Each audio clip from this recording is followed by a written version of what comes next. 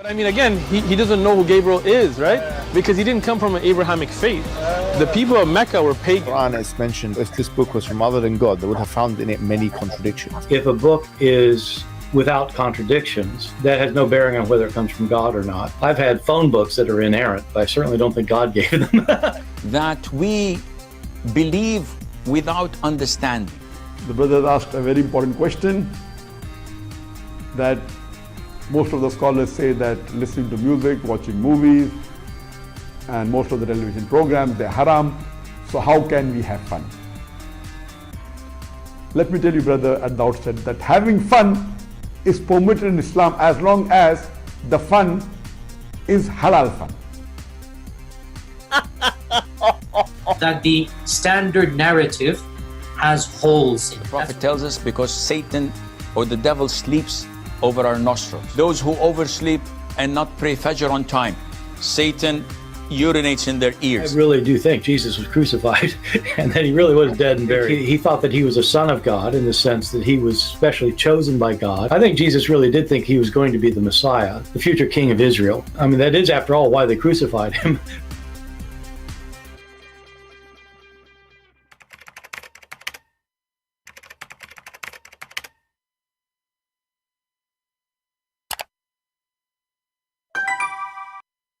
Hello everyone, and peace of Christ all of you. Please invite your friends and let us have some good time together.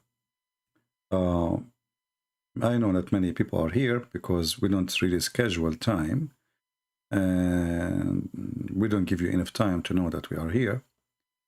And usually YouTube don't send notification for our channel. But it's okay. No, what is important is we deliver our message and later people download it and share it. As you see the title saying, Join Allah Community 7 Days Free Trial.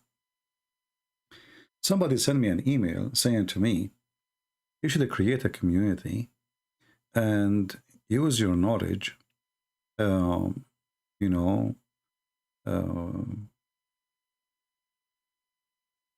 teach. In the same time you increase your income. And you can give people free 7-day free trial. And he mentioned the name of somebody, but I'm not going to say. And I said to him, okay, I'm going to go. I will listen to your advice and I will make a live stream about it. I don't know if he's listening now or not. You know, people look like we are having Netflix here or Amazon movie. And we will give you 7 days trial. If you like our service, you continue. And if you bring somebody, we will give you a discount. And no, I mean, people are really funny and really weird. I understand that people like to make money. And money is, for sure, is needed for everything we do in life.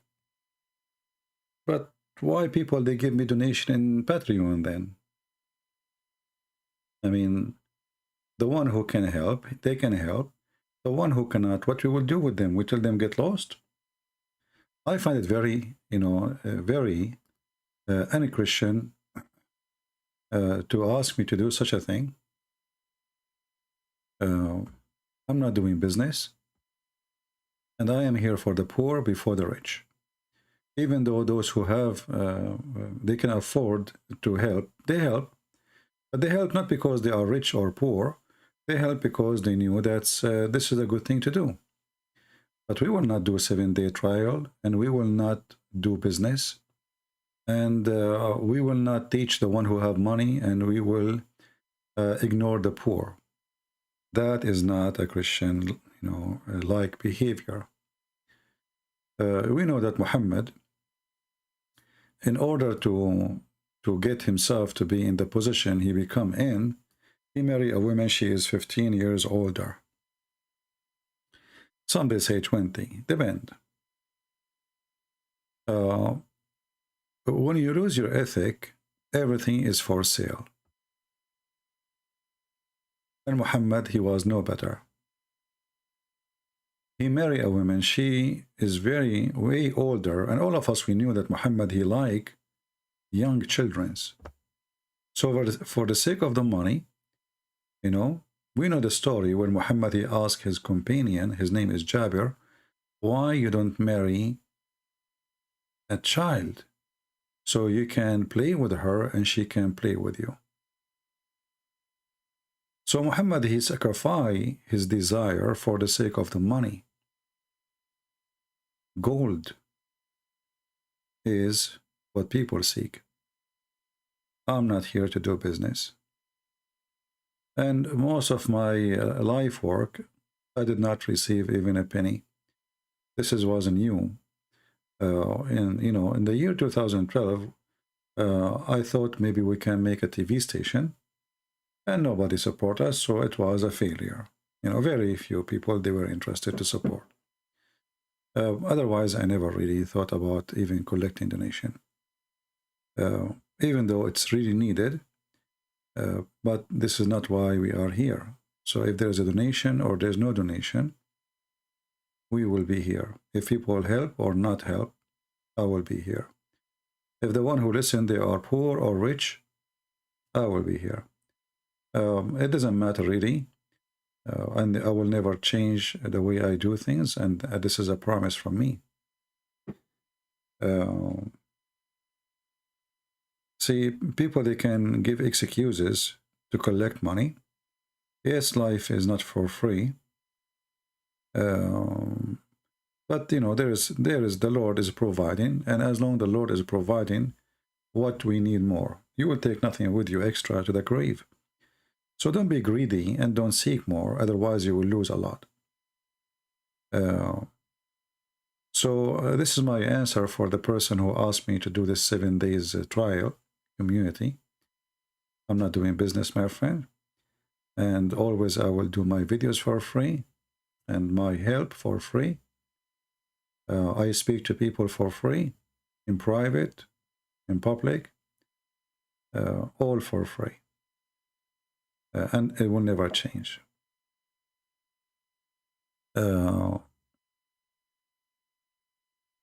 Always be careful, because Satan, he will love to deceive you, and he will love to use you. When your mission became about money, you will lose everything, you know. See, all the disciples of Jesus, and they are the best of us, they used to work, you know. Paul, he used to make tents.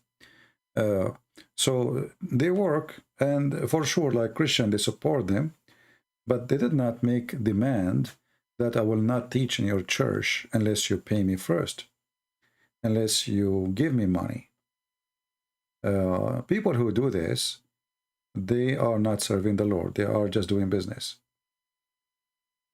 If people want to help, okay, from their good, they can help. But if not, if you are a believer, the Lord will provide you. The Lord will provide you. If you put money first before your mission, it means you are just doing money. You are not working for your mission. Money is coming first. So that will never change, and I hope my message is clear. And I want just to have a little conversation with you guys, nothing really. We don't have much of a topic. As I see, this email was very irritating for me. I don't know what this person think of me. Very bad. That's very bad. Yeah. Anyway. You know, the majority of people are poor. People, they cannot afford this day to buy a sandwich. People, they cannot afford even to, you know, to do anything. I mean, life is becoming so expensive.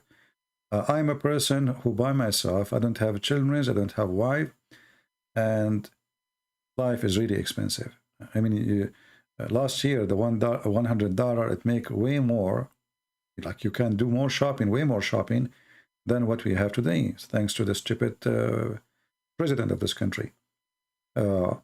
So, you know, why we think always about how we can accomplish, how our mission becomes just about money. You know, you go even churches, you will see that a person, he will not do a speech in a church he negotiate first. The same as the Muslims, you know, Muslims, and there's many Christian and Muslim, they do the same. You will see an ustad, or those mimi hijab, and those supposedly they became ustads now, but they are just a junk of Islam. They will not go to somewhere unless you get them a 5-star hotel, and you know, how much you will pay me. They have a debate with David Wood right away after 2 seconds. Brother, sister, you know, donate for us. We are the ones standing for Islam. After not even an hour from the debate, he started crying out, asking for donation, because this is their golden opportunity to get rich. And actually, we know that David Wood, whatever he touch, he make it into gold. And I'm talking about Muslims. He is the one who make them rich, because always he come with a funny debate. So those are Muslims, and we are Christians. We are different. Muhammad is a prophet of money. The God of Muhammad, even he asked for borrowing money, and the return of the money will pay back to you in heaven. Have you ever heard of a God asking for mortgage? Why? Aren't you God? Muhammad is making business, and he used God as all cult leaders. And cult leaders, by the way, not necessarily they are from Muslim, you know. They can be, somebody claim to be Christians. I don't know, this website is not working now. I don't know what's wrong with it. Yeah. If you go to chapter 2, verse number 245, you will see it says, who wanna give Allah a goodly loan? Chapter 57, verse number 11, it says, man, who is the one can give Allah a good loan, and Allah will double it for him. Here it is one double, here it's many doubles. And ask yourself, what kind of God he need a mortgage, and he will pay you back in heaven? You know, I mean, isn't it obvious it's a scam? Or isn't it this God who created gold and silver?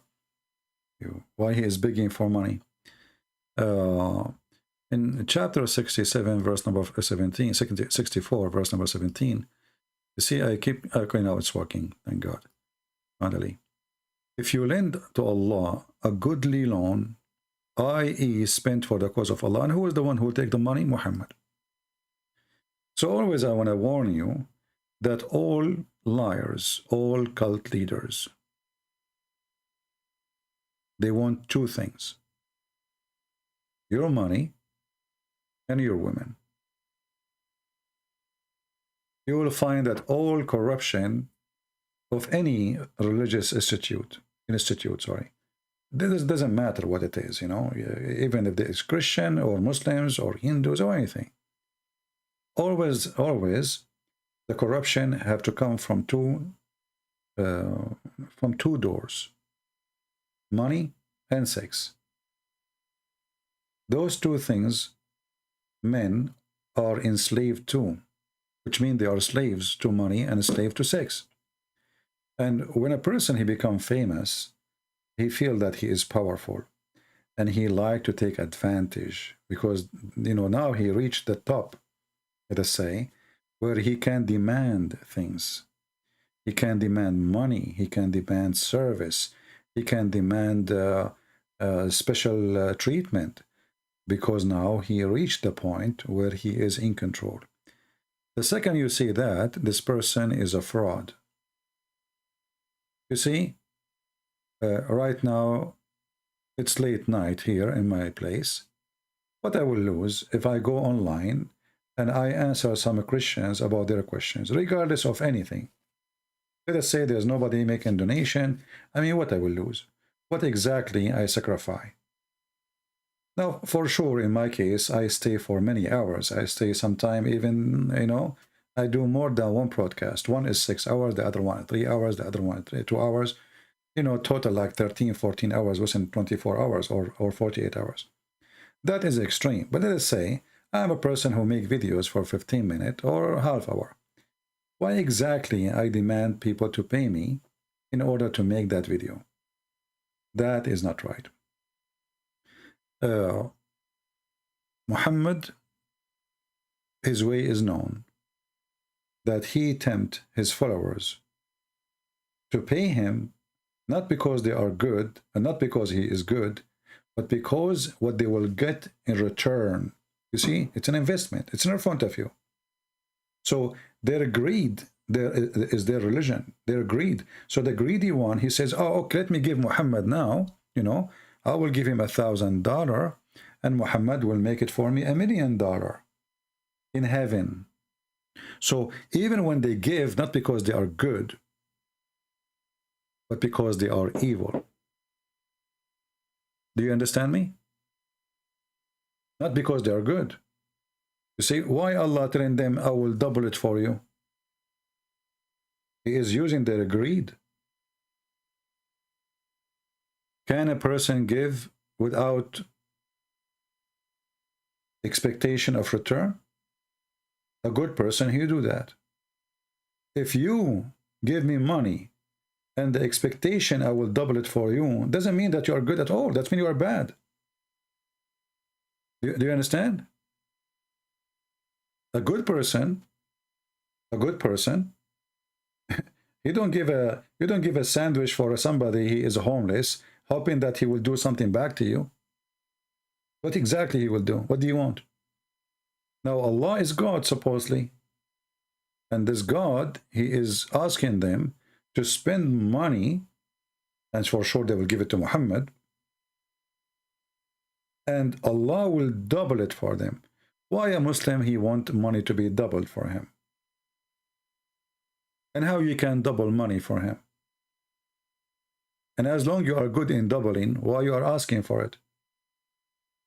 And as long the person is giving it to you, not because he is interested to help you, but now he is interested to double it.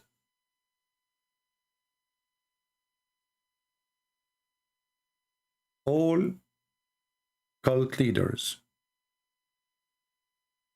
they are the same. My friend, there's nothing is called deception of Allah, volume number 2. There is Quran and science in on depth. That is volume 2. So we have different name. So you might be confused thinking that volume number 1, that's mean there's volume number 2. So it should be volume number 2, but I changed the name because it's focused in science. So you need to search for Quran and science on depth.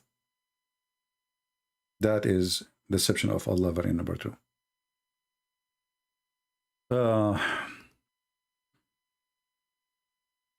You know, the Lord, he says, from their fruit you shall know them. And here in this case, a person is making donation, he don't have a fruit. That is not a fruit. That is an expectation of an investment. Actually, the Quran did not hesitate for a second to call Islam as a trade. If we search for the word tijara,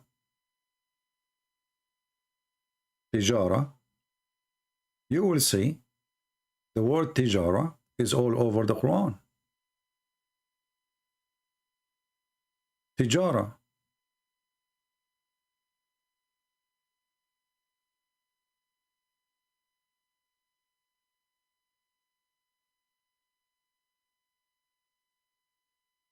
Muhammad, he said to them, can I lead you to a tijara, which is a very great investment? Chapter 61, verse number 10. Tijara. You know what tijara? The translation here says commerce. Tijara is you buying some stuff, and then you sell it again, and then you made some money from reselling the product. That is tijara. Tijara is not someone who made the product. Someone, he bought it and he resold it. And he add extra price to the price he bought it with. This is what tijara is. So how in the world God and guidance become a tijara? Because this is the nature of Islam. Islam is a business. Why Muslims believe in Allah? Because he will give them gold and silver, and he will double their money, and he will give them a lot of sex, boys, wine. So it's not the belief, it is the buffet. It's not because they believe. They believe in the buffet. They don't believe in Allah. Their expectation is the buffet. And that's why if we take the buffet out, how many Muslims will be believing in Islam?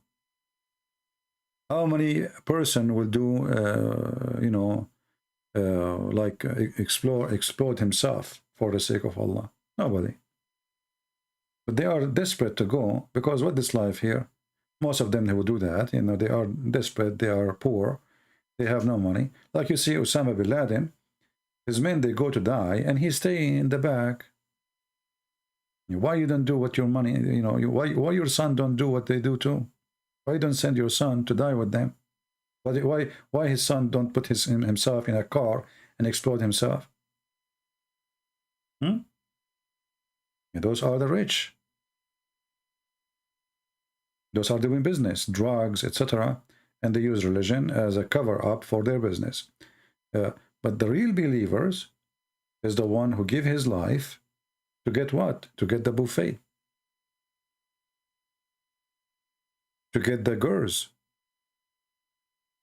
The women with the big boobs. Osama bin Laden is so smart. You know that this is false. This is why he is not doing it. Otherwise, he will be the first to go. Aren't they seeking to be murdered? Go for it. He will not do that. He hid for many, many years when he had the opportunity every day to be murdered for the sake of Allah. But they will not do it. So the naive ones is the one who do such a thing. It's different from riba. Riba, the word riba is coming from the interest, like interest you take from a bank. But you know, the Muslim always, they have, they play games to go around things. So as an example, in Islamic banks, they, if you put your money in the bank, they say, we don't give you interest. We give you return. So they change just the name, you know. So it's a fraud. This is the nation of frauds. Everything is a fraud. They just change the name. Like prostitution, we don't do prostitution. Haram. So what we do? What we do? We do one night stand. We do zawaj friend. We don't do mut'a no more. So what we do? So they just change the name. Do you remember the video of Mimi Hijab? And the sheikh, his name is Abu Khadija. Mimi Hijab was saying to Abu Khadija, he is a very well-known sheikh, Muslim Sunni, that you Muslim Sunni, you marry for 5 minutes. 5 minutes. I can find you the video. Let me see, you know.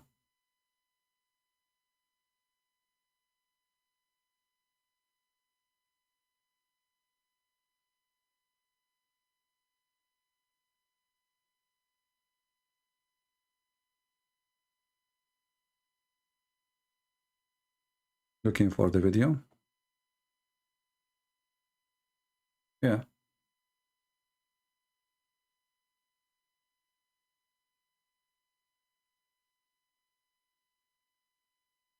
Let us see. This is Muhammad Hijab. He is saying the truth. Muslims, you know, Islam is an opportunity to be a loser, to be a sexual predator, and to, you know, this is God. This is God teaching. You know, God told them you can marry as many as you want.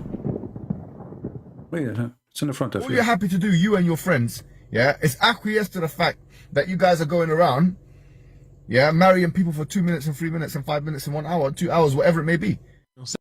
Did you hear it? They marry Muslim, they marry Muslims, Muslim men, they marry Muslim girls or women for 5 minutes, 3 minutes, 2 hours maybe. This is what they do.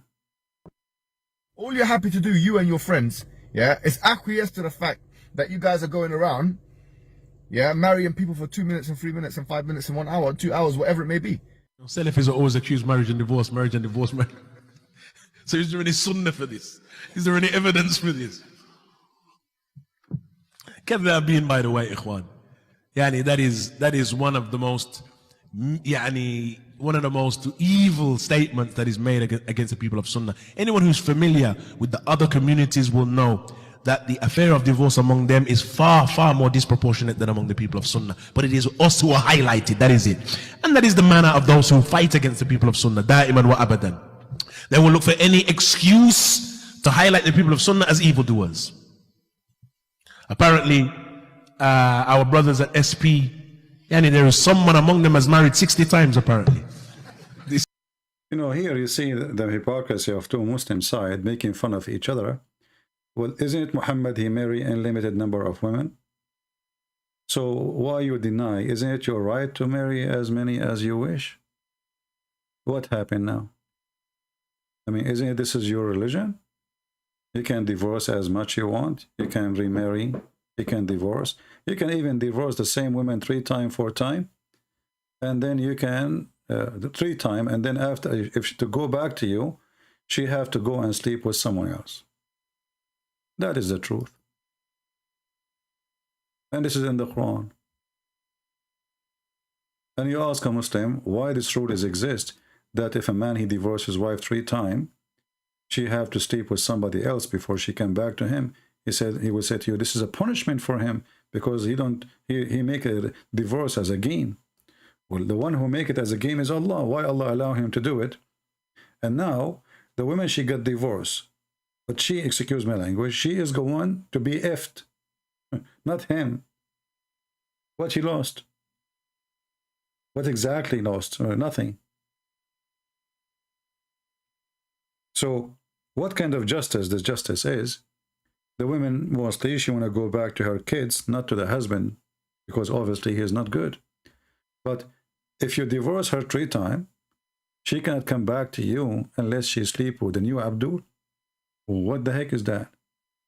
It is a sexual religion. Very stupid rules. And now he marry her again. And he divorced her 3 times. She had to F another one. It's a joke. You read that verse, it's in the front of you. This is a chapter of the Hindu. Chapter 2, Al-Baqarah, the cow. Verse number 230. So as you see, Islam focus in sex, money, business. And the free trial is limited. There's no free trial actually, because everything is a promise in heaven. For now, you can try some Muslims, but you have to spend money in order to try them.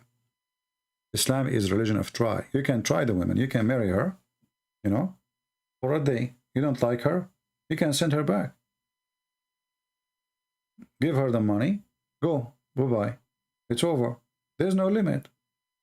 There's no limit in Islam how many times or how long you marry anyone. This is the truth.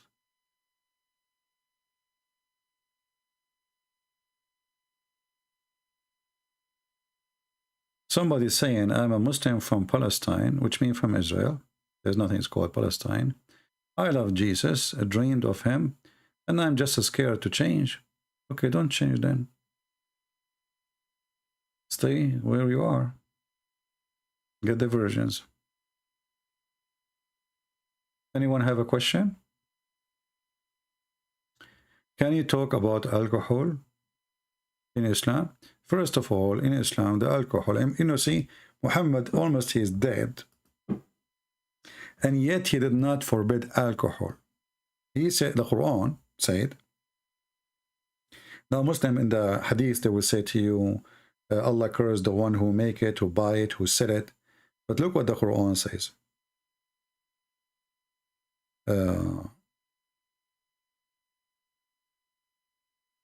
اجتنبوا. اجتنبوا mean avoid it. Does not mean haram.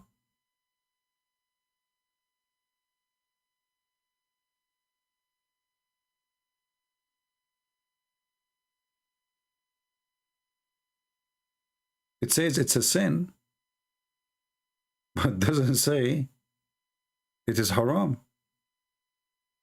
You see, haram, forbidden, is something will bring you a capital punishment. like, you know, fornication as an example. If you kiss a woman, if you touch her private part, in Islam, this is called al-lamam. It's okay. There's no punishment for it. There's no punishment. Actually, if you marry your mother in Islam, even though it says haram in the Quran, there's no punishment in Islam if you sleep with your mother, or even your sister, or even your daughter, or even your aunt, or even your grandmother, and I can show the reference. There's no punishment. Even the one it says haram, which means it's forbidden. What is the excuse? Well, he married her. He married her. How you can marry? How you can marry your mother? So Islam is a very weird religion. What is fornication? Fornication is having sexual relationship, you know, with this is the traditional meaning, with someone is not lawful for you, especially like if you are married, you know, like a cheater, you know. But fornication is having a partner is not your wife or not your husband, as simple as that. But in, you know, like in the biblical meaning, fornication is any sin which is against God teaching. As an example, in the Old Testament we see it says that the earth committed fornication, the earth. But we know that earth don't have sex. So what the Bible says, that the earth is in a great trouble, full of sin, equal to what it's called fornication. So fornication is you doing something against God will, and it's about doing something not lawful, not right for you. As simple as that.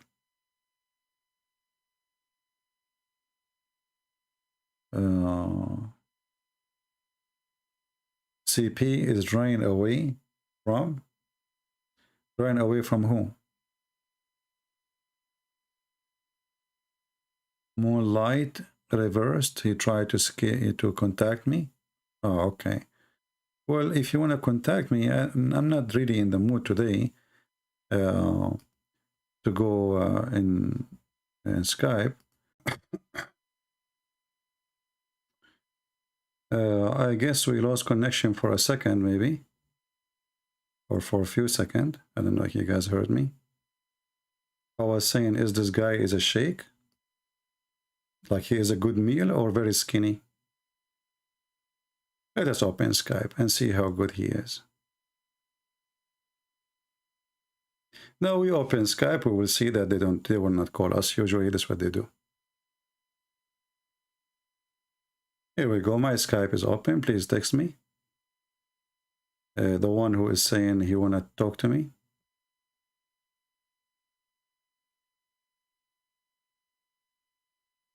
Give me your name so I will find who is, because I have too many texts here. What is that? What is the name of the person who want to talk to me?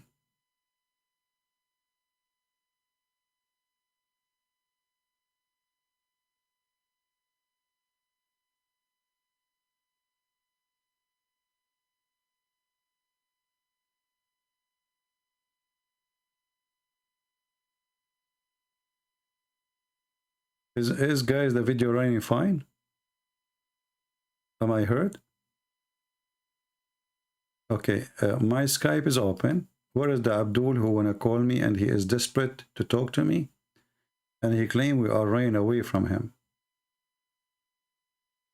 Where are you?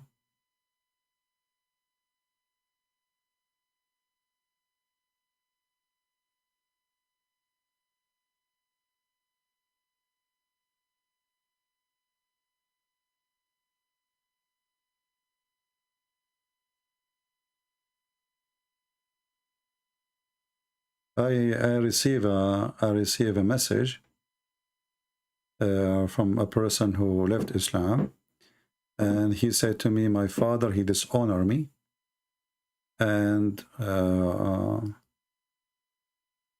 yeah, because he left Islam, you know, he says like he don't want to see him no more. Let me give him a message. No, not worry.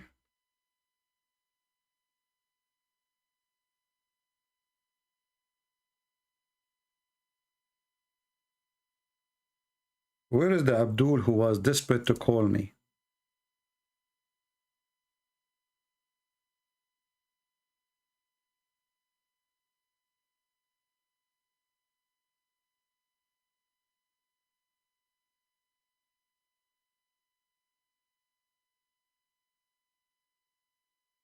What happened?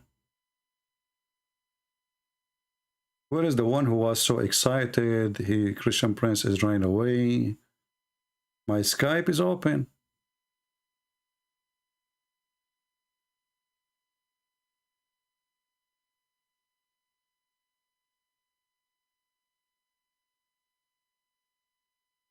Do you see? I mean, they are just kids.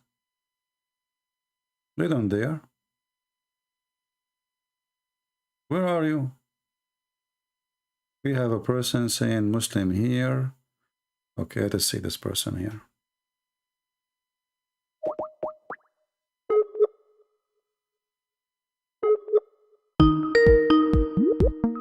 Let us lower the speaker temporarily.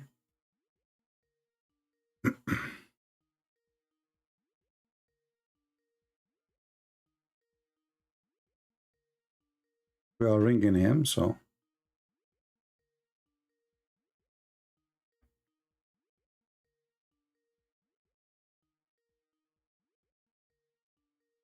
This guy is not answering.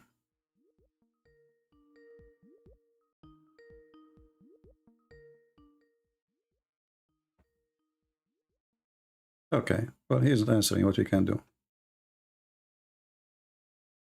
Where is the brave Muslims who want to talk to me? So you made me go in YouTube and in Skype, open my Skype, and it turned to be that you are a potato.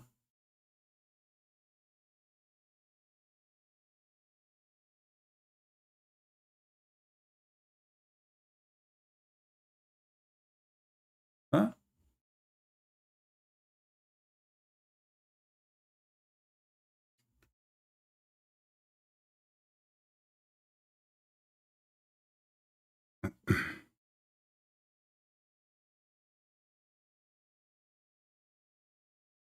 They were very excited, and you know.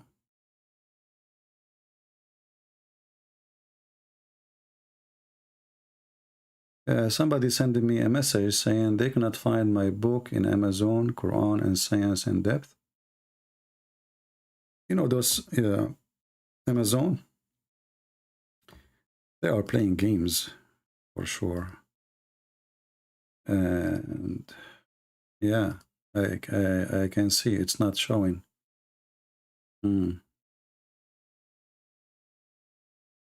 Yeah. Very filthy company. Maybe we should publish it in Google, you know. So where is the Muhammadan? The one his name is Elias. What happened to you, Elias? Where is your potato?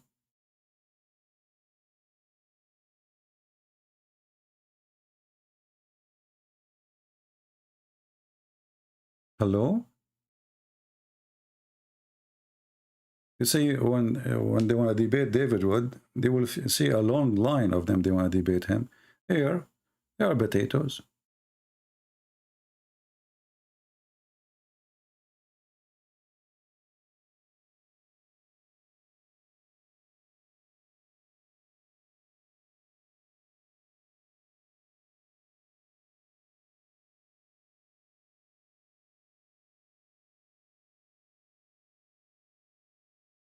Any Muhammadan? Mayday, Mayday.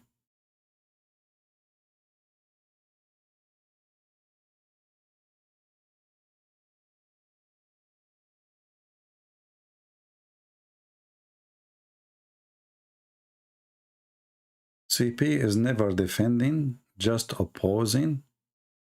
Something angry, I think must have loved before. I have no idea what does that mean.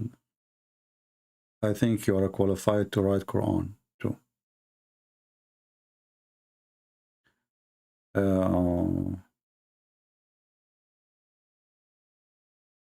So that's it. Are we out of them?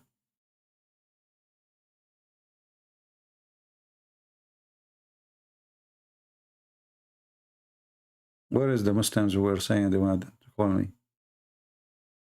Okay, shall I exit Skype? Hey, the Abdul, where is the Abdul? Where is the one is so exciting, we want to call you? What happened? I mean, what you will lose if you call me anyway?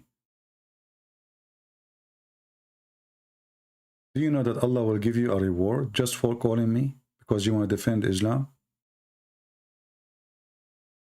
And you know what does that mean? That will increase your balance in the heaven. You will get extra women, their butt will be bigger.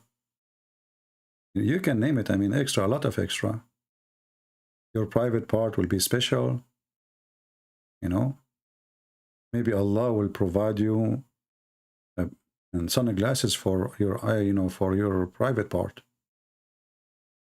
Because remember that women in heaven, their private part is so shiny.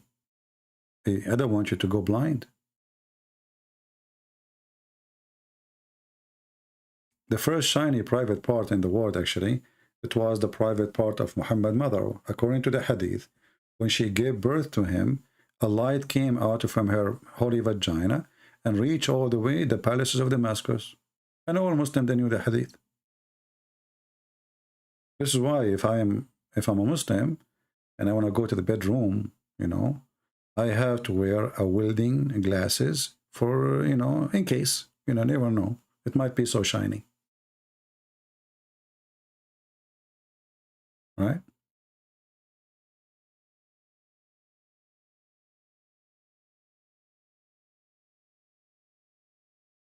And look at them. Any Muslim, he would dare to say this is a lie?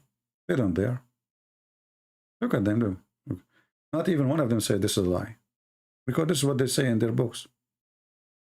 And the funny is that nobody saw the light coming from her, Muhammad's mother vagina. I mean, the whole people of Quraysh never saw it.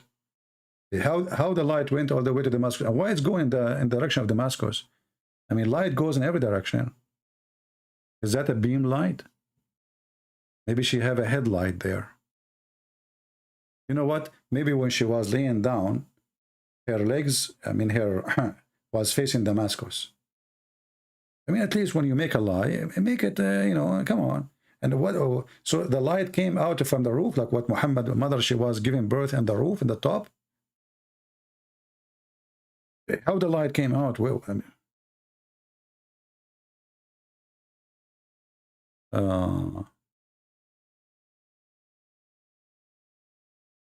you missed the part where David Wood says if somebody need a free access because he cannot afford, he will give a free access.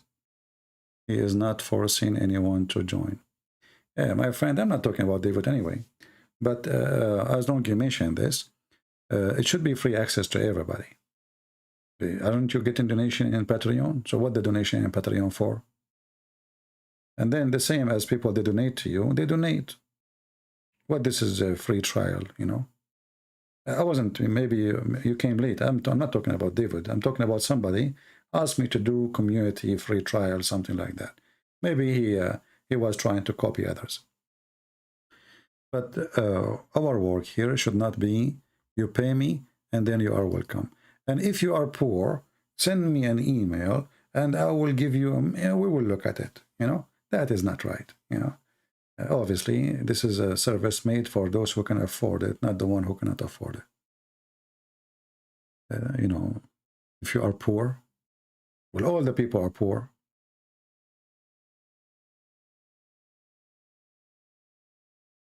How many people are not poor?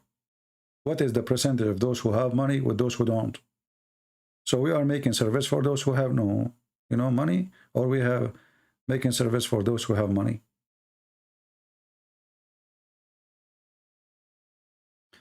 Very important question for me. Should I look for a very important answer before you ask it? Let me open my document, so search for very important question answer. Because there's many people who claim to have knowledge. They have, you know, they have list of things, question answers. They search them from the internet, but they put them there. And when people ask them, why you are not married, what's your business? Why you want me to get married? Did I do anything to you? Do you hate me? Are you trying to seek revenge or something? Abdurrahmi? Abdurrahmahi?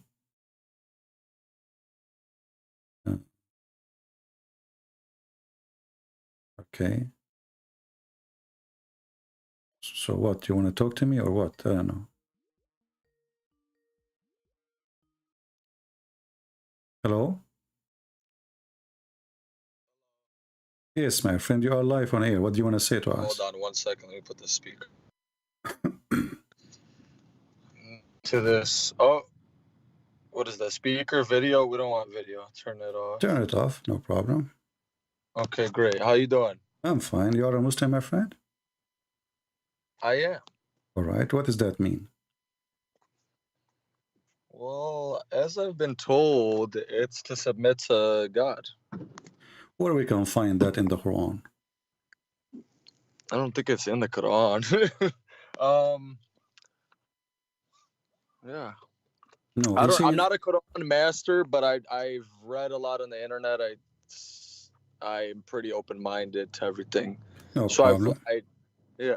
You see, Like I really got into a lot of different stuff, like Shia and learning, you know, because I'm Sunni, born Sunni, whatever. Yeah. But I think I align more with the Shias because I kind of respect their beliefs. So, I don't know, you know. So how you want me to talk to you, as a Shia or as a Sunni? As a Sunni, because Okay. I'm just not the type like, oh, the Shia are kuffar and they should be killed. Yeah. Like I don't think Yeah. that's true. Well, you know, my friend, the Quran says in chapter 49, verse number 14, you know, when the Muslims, they say that we submit, that is not really true. I don't know if you speak Arabic or not. Aslam means surrender. Like Muhammad, he sent messages to the Roman. A letter says, Aslam Taslam. So surrender, you know, this is what Islam means. You surrender to Muhammad, and then you will become his, you know, under his command.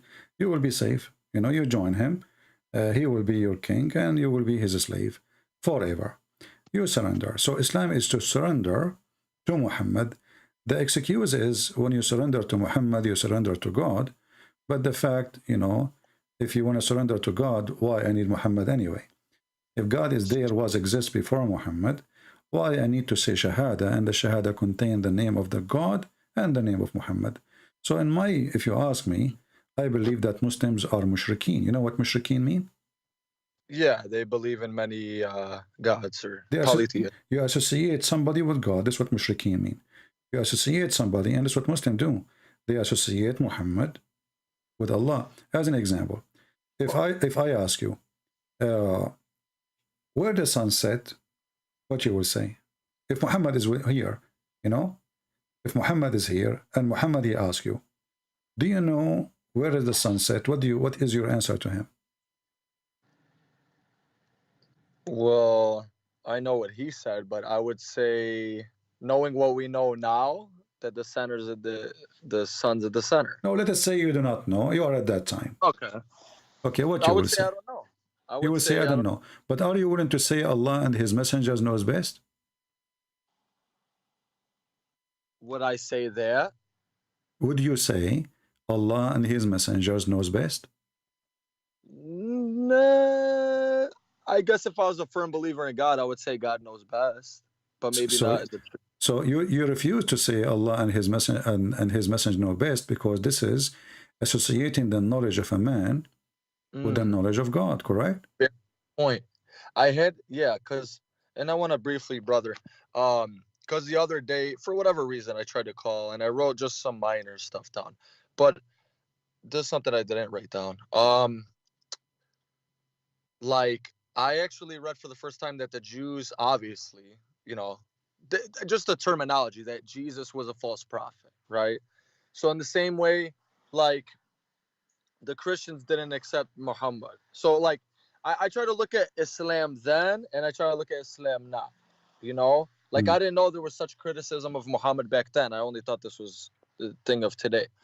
But like why do you think that it like so it's not I see the criticisms, right? I see that Jesus has a pretty flawless record, right? And then what about all the things that are of, you know, just stuff that we can't make sense out of? Like I wouldn't say Abraham sacrificing his son, but you know, things like that. Like, okay, here's one point. Solomon, and he had thousands of wives. Why is that different from Muhammad? Why he can't have 16, but Solomon had 1,000 wives and 700 slave women, or however many? Yeah, well, if you go and see in the Bible, you will see that God, he condemned the behavior of David and anyone who did such a thing. So there is a huge difference between you do it and you do sin, and then God says to you, God to bless you, you are good. And then God, he says, no, this is bad. And even like when he decided to build a temple, God, he says to him, I don't want money from you. Your money is, you know, your hand is covered by blood. Don't build the temple for me. I reject your temple. So there's a huge difference between somebody praising somebody for the sin he do and condemning him for the sin he do. The Quran, even Muhammad, he have hadith about it, that Solomon, he wanted to have sex with his 99 wives or 100 wives, and he forgot to say inshallah. So Muhammad, he have no problem with having sex with 100 women in one night, which is a very funny story. But the problem is that Solomon, he forgot to say inshallah. And then Allah gave him a half son, you know. So so when we talk, you see, me as a Christian, if you ask me, I will say, well, David, he was doing bad sin, or whoever, anyone, doesn't matter. We don't cover up for a person because he's famous or because he have a, let us say, a high rank as a prestige or a person, you know, he's a king, or no, we don't, you know. So you know, when Peter, he said something Jesus did not like, he says to him, stay away from me, Satan. So I mean, this is Peter, you know, this is Peter, this is not just anyone. So in the Bible, when somebody he do wrong, we point at him and we say he's wrong. In the Quran, all the gang of Muhammad are good, but they are doing wrong. Well, in this, yeah, you know, I like to think I have some good points, and they're not points against you. And I appreciate everything you're saying. Like point number one, you know, like Muhammad didn't have any sons, right? Like, so this is the thing with religion. So you could look at it like, oh, Allah tested him. He tests his, you know, if you believe in him, he tests the most. I don't know if it's in Christianity, but of course in Islam, and I would think so, that God tests the most pious, right? So he didn't have any sons that lived. So, but then somebody could say, oh, look, he's a false prophet. If he was loved by Allah, why didn't he have sons like David, Solomon, whatever, you know, sons that lived? And why the sons of Ali, they were killed and poisoned, and the Sunni think, oh, the Shia poisoned them, and the Shia say, oh, you guys killed them, and the Caliphates and the Umayyads and the Abbasids, whatever. So I look at it like what really happened and then what came after. Like, I do see the problems in Islam, but it's like, okay, was that a human problem? My friend, I don't judge Muhammad for being a false prophet because he don't have kids. What does this have to do with being prophet or not? But in Islam, you are, you know, this is what Muhammad, he taught them. You see, Muhammad, he says, Allah, he curse even the seeds. So it's Muhammad teaching brought that on him. But for me as a Christian, let us say you or anyone, you don't have kids. What's your problem? I mean, it's not your fault, right? He did not commit a crime. So we don't judge Muhammad because he could not have a son. That is the most funny thing ever. But the funny is that Muhammad, he say things, it's stupid. And yet he claimed that he received message from God. As you see in the front of you, Muhammad, he claimed that the sun goes every day from the east to the west and prostrate itself under the throne of Allah. So if Muhammad is a prophet, I'm not going to look at him if he has sons or not. I will look at what he just said. He just said that the sun goes every day from the east to the west and then it prostrate itself under the throne of Allah. And different hadith he says, which is according to the Quran, the sun goes in a muddy water. All right? But then, right, but with religion comes all these sayings, you know, like is that literally? Did he mean that literally? It sounds Yes, like it's me literally. You know, he's talking about the sunset, the story in front of you in YouTube. Well, He I says- mean that's literally that's literal, but I mean like prostrating in front of Allah. Maybe the sun. I No, don't no, know. no. This is, you see, he's asking, he said, do you know where the sun goes? The sun is going now. It's sunset. And why we need to find like a solution now for literally or not. Even Muhammad, he quote a verse from the Quran. And he says, and this is the explanation of the Quran saying, and the sun runs on its fixed course for a term and degree. So even Muhammad is quoting the Quran to explain what he's saying. The Muslims on the other side, in order to make it look nicer, they say, actually the majority of Muslim Sunni, I never saw a Muslim Sunni actually saying this metaphorical. Are you saying now this metaphorical? Because this is the first time I see a Muslim Sunni saying this metaphorical. No, I'm not even claiming that. I kind of meant, Okay. I'm just kind of putting it out there, like maybe the second part where he says it goes in front of Allah, because, you know, anyway. My friend, the Quran teaches that everything bow down to Allah, etc. And obviously it's not metaphorical, because Muhammad even he claimed that animals, they praise Allah, rocks, they praise Allah, even rocks, they speak to him. When Muhammad, he walk in Mecca, there's a stone, say to Muhammad, Assalamu alaikum, Rasulullah. Stone, you know, speak to Muhammad. So it's not metaphorical, obviously, but isn't it this is alone is enough to prove that Muhammad is a fraud? That the sun goes every day from the east to the west? Isn't it this is enough when Muhammad, he says in different hadith that the sun goes and sit in a muddy spring, hot spring of water? Is that metaphorical? No. Okay. No, I don't think. So if Muhammad, Well, what about the hadith? if Muhammad is a prophet, then he's saying what prophets say. If he is talking, he is receiving his knowledge from his God. So when Muhammad he says such a statement, I do not care if I have children or not. But even the story of having children, it's very funny. Do you know that Muhammad he claimed that he used to be the most weak person in sex between all mankind, and then he invoked his God, and then Allah he sent him a dish of al-kufayt. I don't know if you know what al-kufayt, like kufta, you know kufta. Oh, yeah. So Allah he sent him kufta. Muhammad he ate it. He got the power of 40 men. I mean, his story. This is a story of a mad person. This is not a story of somebody he have a brain. I mean, this is like somebody is taking hashish, drugs. You know, what kind of a prophet he go in public and he says, I was the most weak person between all mankind, and then I invoke my God, and then he sent me a dish of al-kufayt. I ate it, I get the power of 40. Do you yourself, do you really believe in such a thing? I think the sexual... Now, do you believe that God, he will send a dish of shish kebab to fix a private part of a man? I really don't. Okay, so obviously Muhammad is a false prophet. I mean, well, how do we know? I'm sorry. My friend, isn't it? This is enough. I mean, all of this is the Quran is wrong. I have tons of his stories false. Okay, I'm sorry. So like Jesus' miracles, right? Yeah. Compared to Muhammad's miracles. Muhammad had no miracles. Where is the miracles?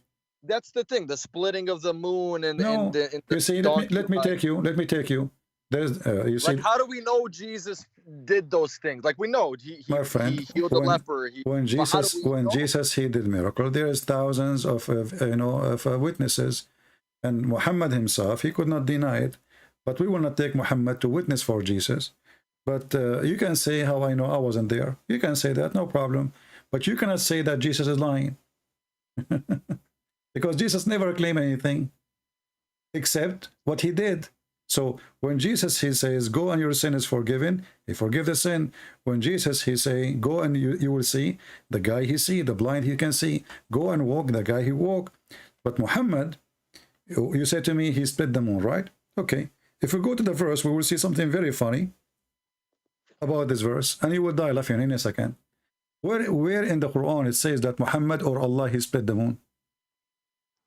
I think it's a hadith, and that kind of leads me to a further question. And I No, don't hold want on. to. No, hold on. You see, Okay. why the Quran, he mentioned that Jesus did this, did that, did that, did that, did that.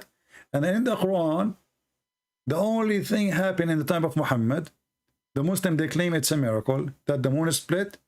Nowhere in the verse it says Allah, he did it, or Muhammad, he did it. And the verse in the front of you. Chapter, the moon, verse number 1. Actually, this verse is proving to us that Muhammad is a fraud. Why? Because in Arabic it says, اقتربت الساعة وانشق القمر. اقتربت mean it's very soon, almost there. الساعة, the hour, which means the judgment day. And the moon split. So the moon splitting was the sign of the day of judgment. It started. And that was 1400 years ago. No, that's something I have a very hard time. You know, like he said, this person will not live. Exactly. You know, yeah, he will not grow old until the hour come. That stuff's very weird for me. And I just, you know, the effects of Islam, like if I could say, like, it's very stressful. Like, okay, when the teacher was killed, you know, he made cartoon. Like I'm okay. I get so passionate, so I don't want my mind going everywhere. I want to be focused for you. Like, I am very passionate about Islam, you're right, in the beginning. Now it's like touching a fire, right? When you learn about other religions, like touching a fire. I don't know, maybe for Christianity, they tell you learn about other religions. In Islam, you already know. The Sunni, don't learn from the Shia. Don't listen to the Christians. They want to change you. Everybody hates you. So you're like, you cannot believe, but then you get a little older and you're like, okay, what's this about? Then you're learning. And so I guess to say, in these times where Muhammad predicted that people would leave their religion and there would be trials, and which we're seeing now, how do you have all these prophecies? Like, my friend, people left Islam because he knew he forced them. He knew he forced them. You see, if I force you, listen, my friend, if I force you to believe in me, to say Shahada, shouldn't I know that right away after I go and I lose my power over you, you will leave me? It's not a secret. You don't love me, you don't care for me, you don't believe in me. So it's obvious. It's like forcing a woman to stay with her husband, which she hates to death. The second he die, she will find a new husband. It's not a prophecy. So Muhammad, he did not prophesy anything.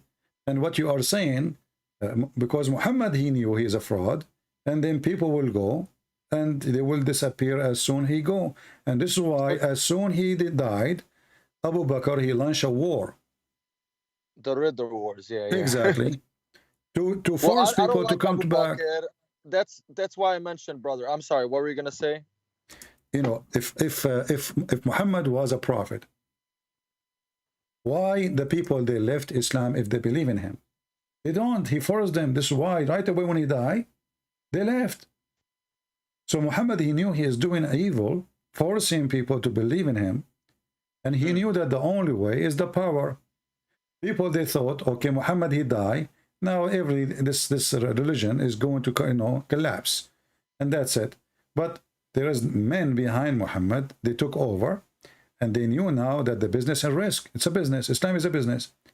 So, and actually, Abu Bakr, he says, I will wage war even for the sake of a son of a goat, which means a baby of a goat. People, they have to pay. The reason he did the war of apostate, because they don't want to pay money no more. Paying the money, yeah. It's not about because they believe or not. You know, this is how hypocrite they are. So he said, if they don't, even if it is a baby goat, they don't send, I will wage war for it. So it was for money. And people, obviously, until now, we knew that. And until now, Islam is protected by the war. If you try to insult Muhammad, if you try to say anything against Muhammad, you will be dead in less than 5 minutes. I read that like 15 years ago. Yeah, I gotta be honest. Yeah, I read a hadith: if anybody insults me, kill him. And I remember, I remember reading that. I'm 14, 15, because I've always loved the internet. I've always loved reading, right? And I've always been interested in religion and open-minded to a lot of them. I guess, I guess I could bring a pretty good question, or, is Islam a test? Okay, let's assume you firmly believe Islam is false, right? I believe Islam is the devil itself. Okay. So is that a test on humanity, or is Islam a test for the Muslims to find? My friend. Why? My Why friend. would My friend. The word test is a lousy word we use, to justify our bad. It's a test. It's a test. It's a test. Like God is testing me. Yeah. Okay. Yeah. But it's not God testing you. Because God, He told you what is right, what's wrong. And then you like, it's like somebody, he go to the test and he take a pen with him. It's called pen of fornication. And he says, it's a test of fornication. I'm going to test it, I'm going to take the exam of fornication now. This is silly. So when you fornicate, it's you who fornicate. What test? When you kill, it's you who killed. What test? No, you're when right. You you're steal, right. Same. Everything is the same. People, they give themselves excuse. And the Quran is behind this idea in your head that Allah is testing you. That is to make you feel not guilty, because it is Allah playing games. The God of Islam, He play games. And, as an example, if somebody is deceived, who deceived him? Allah. Is that correct? It happens to be that if they're going against what the Quran deems as righteous, or against Muslims, then No. yes. I'm not talking about that. Who is the one who mislead people? When you say it's a test, the test is coming from who? Allah usually says, I lead people astray. Exactly. And not only that, as an example, chapter 4, verse number 88, it says, and the one who Allah deceive, nobody can guide. So the business of this God is the business of the devil. He is the one who deceive you. And then he claimed that you should be punished for being deceived by him. Well, then, okay. So how weird this idea that I deceive you, I trick you, and then I make you fail in my trick because I'm smarter than you. Who is smarter, me or God? Supposedly Allah is God, right? Yeah. God is smarter, obviously, right? Yeah. So who's going to win with his tricks? God. It's like playing chess with the one who make the game. So how I can play with this God? I cannot win. So here this God, he deceived me, and then he says, how you can lead the one who I misled? I mean, how stupid this logic is. Right, because then my question was, then why do some Christians turn Muslim if God says their hearts are sealed, and then they turn Muslim? Because they deceive themselves. Satan, he deceive you. It's not a test. This is not a test. I mean, it's something I really have, and this is from the Quran, so this leaves me very, like, some things like hadith, and that's for maybe, my question is, is there anything equivalent to Christian hadith? Like, is there anything in Christianity that's like Muslim hadith? Because it seems that just we don't have, everything Jesus said is in the Bible, and that's it. And the Muslim hadith is different story, because when the Muslim, they say Islam is the Quran and the hadith, Islam became more lousy, because now anyone he can say this hadith is rejected. The other person he say I accept it. So Islam became mini Islam, and everybody can play the game of it's good, it's bad, it's sahih, it's weak, it's etc. It's a game. So Islam is not really a religion. Islam is a collection of ideas, and behind this idea is an unknown person. Like if I ask you now, there's a guy, his name is Ultimate Fault. I don't know if you know him. He's from Senegal. He says he don't believe in the hadith. So if I ask him who is Muhammad, how you can give me the answer? Let us say those people, they don't believe in the hadith. This is what the new generation, they are doing. They say we don't accept the hadith in order to what? To cancel the stupidity Muhammad, he said in the hadith. To wash their hands from it. It's embarrassing. So we say we accept only the Quran. And then the Quran, they say we give it meaning as we wish. In just to order to play. Like the sunset in murky water, they say to you, it is from his perspective. Where in the verse it says that? Why you are adding words? So if we ask now any Muslim, he don't believe in the hadith. Who is Muhammad?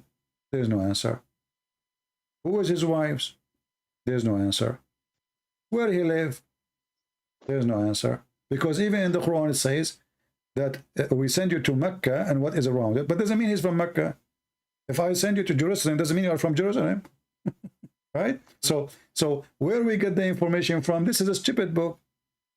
You see, I saw like many videos of Muslims, they say, the Bible written by John. John who? We know who's John who is written there. Luke who? But they don't ask themselves, Muhammad who? Even Muhammad, he was born 4 years after his father death. I mean, have you ever heard of somebody, his mother, the husband died, now 4 years after she gave birth to a guy, his name is Qasim, and then they changed the name to Muhammad? So everything about this person is wrong, and all this information is coming from your books, Muslims, not from our books. So when we say, when you say to me, somebody, he is a Christian, he converted to Islam because he's a fool. I mean, the world is full of fool. How many people? But it's your Trinity that my friend, how many people they take drugs every day? A lot. Because they are fool. How many people they they drive and drink because they are a fool? How many people do you smoke? People make mistakes. But yeah. No, that's not a mistake. That's not a mistake. Do you smoke? Do I smoke what? Do you smoke cigarette? I don't. I quit cigarettes. Okay. Well, when you were smoking, you were a fool because you know it's not healthy and you take it. yeah, you're right. Yeah. Right. So human being, he do stupid, foolish things, depend in his situation. Like somebody is desperate to find some friends, so he say, okay, Muslims, they will give me a good company. Or somebody is in jail, he need the protection from the gang of the Muslims in jail because they are a big community. He convert to Islam, he leave the jail, he is not a Muslim no more. So my friend, we don't care for those people. The book in front of us, we examine it, and I can confirm to you that this is literally the book of the fools. Who in the world want to believe? Who in the world want to believe that there's God? He created his creation. I'm sorry. He created his creation, and then he says that the sperm of the man is coming from the backbone. How in the world he say such a thing? How in the world that woman, she have a sperm coming from her ribs? How about the atheists that look at us like we're all just fools because we just believe let us not to scatter ourselves all over the place. No, you're right. You're right. Atheist. Like I guess my point was like there's a belief. Some belief is a little crazy. I mean, some of these stories are a little out there. Just religion in general. I mean, but look at Hinduism. It's older than Christianity. So why is it? This is not. You know, we don't want to go everywhere. We are talking about Islam. You're right. If an atheist is calling me, don't worry. I will put him in a jar. I will put him in a jar in 2 seconds. Everybody have an answer ready for him. You know, because we speak to him based on his belief. So that's why I ask you, should I speak to you as a Sunni? Are you a Muslim? I ask you right away. You said yes, and then I said, okay, are you a Muslim? I speak to you as a Muslim or a Sunni? You said Sunni because I need to know what you believe in. So when we speak to an individual, we speak to him about his belief, and based on his belief, we respond to him. So now, do you agree with me, my friend, that Islam is really stupid? I can't say that because it's my religion. So what if it's your religion? Don't you think it's stupid to believe that the sun set in a hot water? Well, look at the world. The people think the earth is flat now. Okay, so they were stupid, and you are saying to me, I will join the stupid one? Well, if somebody believe that the elephant is a mosquito, why? Because he have a long nose. Are you going to say I agree? Come on. So when we show a stupid thing, this is a book of stupidity. We do not need to discuss no more. So do you agree that this book is full of stupidity, or you don't agree? Not any more than the Bible or any other script. I just think religion. You can say whatever you want. I'm not going to prevent you from saying you can attack the Bible, no problem. But do you agree that the Quran? Do you agree that the Quran? So you agreed already that the Quran is stupid? No, there's some things that you know that. Okay, the Quran's supposed to be for all eternal time, right? What does have to do with my question? What does have to do with my question? Well, no, because I guess what I'm saying is like. I want you to focus with me. I want you to focus with me. Is the Quran okay? Let us focus together. You know, just to make it simple. The Quran says that hail comes from mountains in heaven. Do you believe this is stupid or smart? The mountains, where the mountains come from, No, pegs. no. The Quran teach that hail come from mountains in heaven. How? Mountains in heaven. Chapter 24, verse number 43. Do you agree that this is a stupid statement? Or you think this is okay? Do you think that hail come from mountains in heaven? Hellfire? No. No, my friend. Hail. You know hail? Healing? Hail, the ice that come from the sky, not snow. There's snow and there's ice. Yeah, I'm sorry. Hail, I'm yeah. sorry. So according to the Quran, Allah, He sent hail from mountains in heaven. I mean, it's from up there. I don't think that's the stupidest thing. No, I don't think that's absurd. So do you believe that really hail is coming from mountains flying in the atmosphere? I don't, but I mean. So why you are saying it's not a stupid statement? Either it is true or it is wrong. If it is wrong, this is stupid. But the verse saying here, there's mountains flying, and for sure not in the space, because hail is not coming from the empty space. There's no cloud there, right? No. Okay, so if the mountains are flying, they are going to fly where the airplane fly. Have you ever heard of a mountain flying in the sky when you were taking your jet and your like 4 wives for a trip? Sorry, I'm being sarcastic with you. Don't be offended. Okay, then why? No, it's okay. Why is there so many Christianities then? So you see, you're trying to avoid the question. The question is an I said there's For me, I want to make sense of the violence and the This war. is not the question. I want you to focus with me. Do you think it's a smart from somebody claimed to be God to say that hail is coming from mountains in heaven? No. Not I don't smart. think that's So the smartest thing. So you agree that Allah is a fraud? Because there's no way God will say such a statement. And you agreed. Happy for you, my friend. You agreed. You agreed that this is stupid. I mean, if you word it like that, but I'm not wording it. I asked you, is it smart? You said no. What is the opposite of smart? It's stupid. Maybe you did not say the word is stupid yet, but you said it's not smart. You agree. I said, is it smart? You said no. So you agreed that Allah is stupid. Thank you very much. okay. No, well, okay. Let's look like this, right? Let's just this must be very stressful. Okay, I'm Muhammad. I'm not saying, let's just pretend. Okay, I'm Muhammad. I'm trying to make this new religion.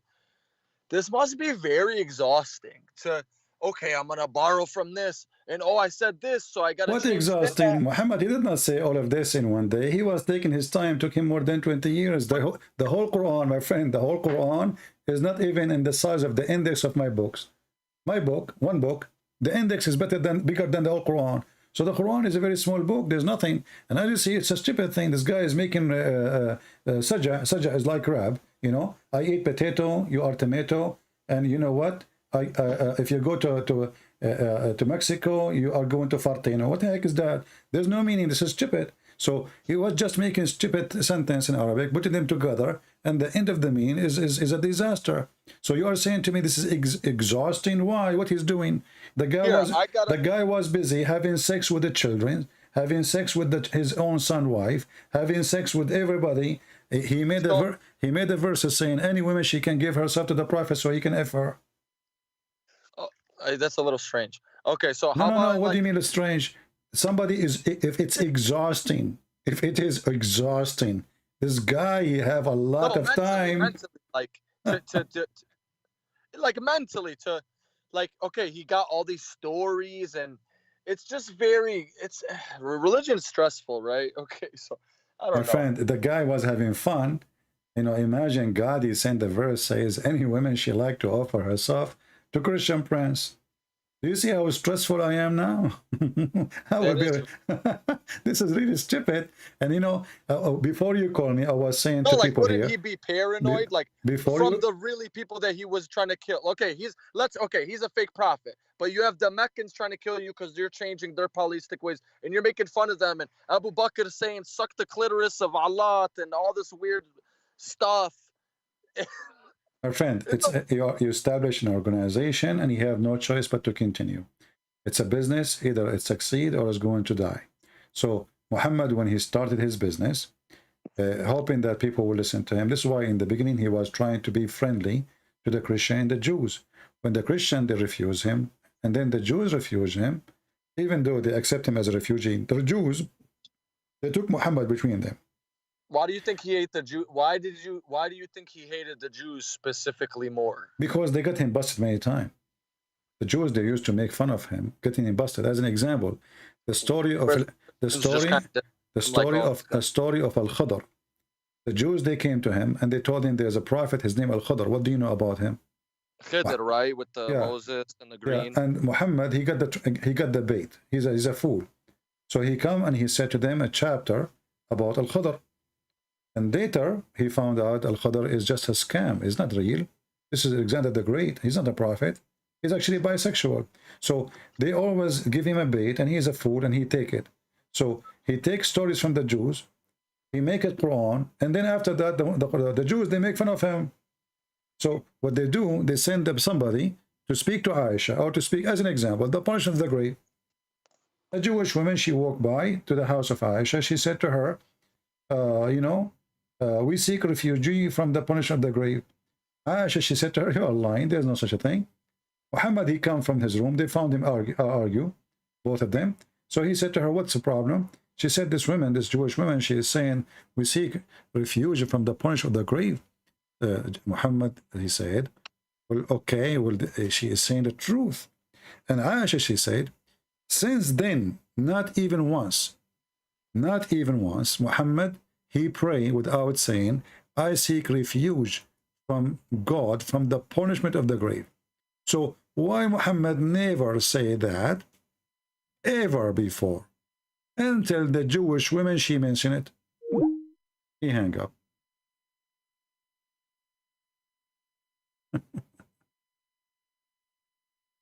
All right. Isn't it obvious? But you know, already he's out of Islam. Actually, he agreed that the Quran is stupid. What do you want more? And you know, we have this guy, he keeps saying, Ilyas, Christian Prince, if we, etc., he will run away, he will cry. Hey, my friend, get me your daddy. Stupid idiot. Any Muslim, he make those comments just to block him. Either you bring me your daddy or go. Put your diaper on.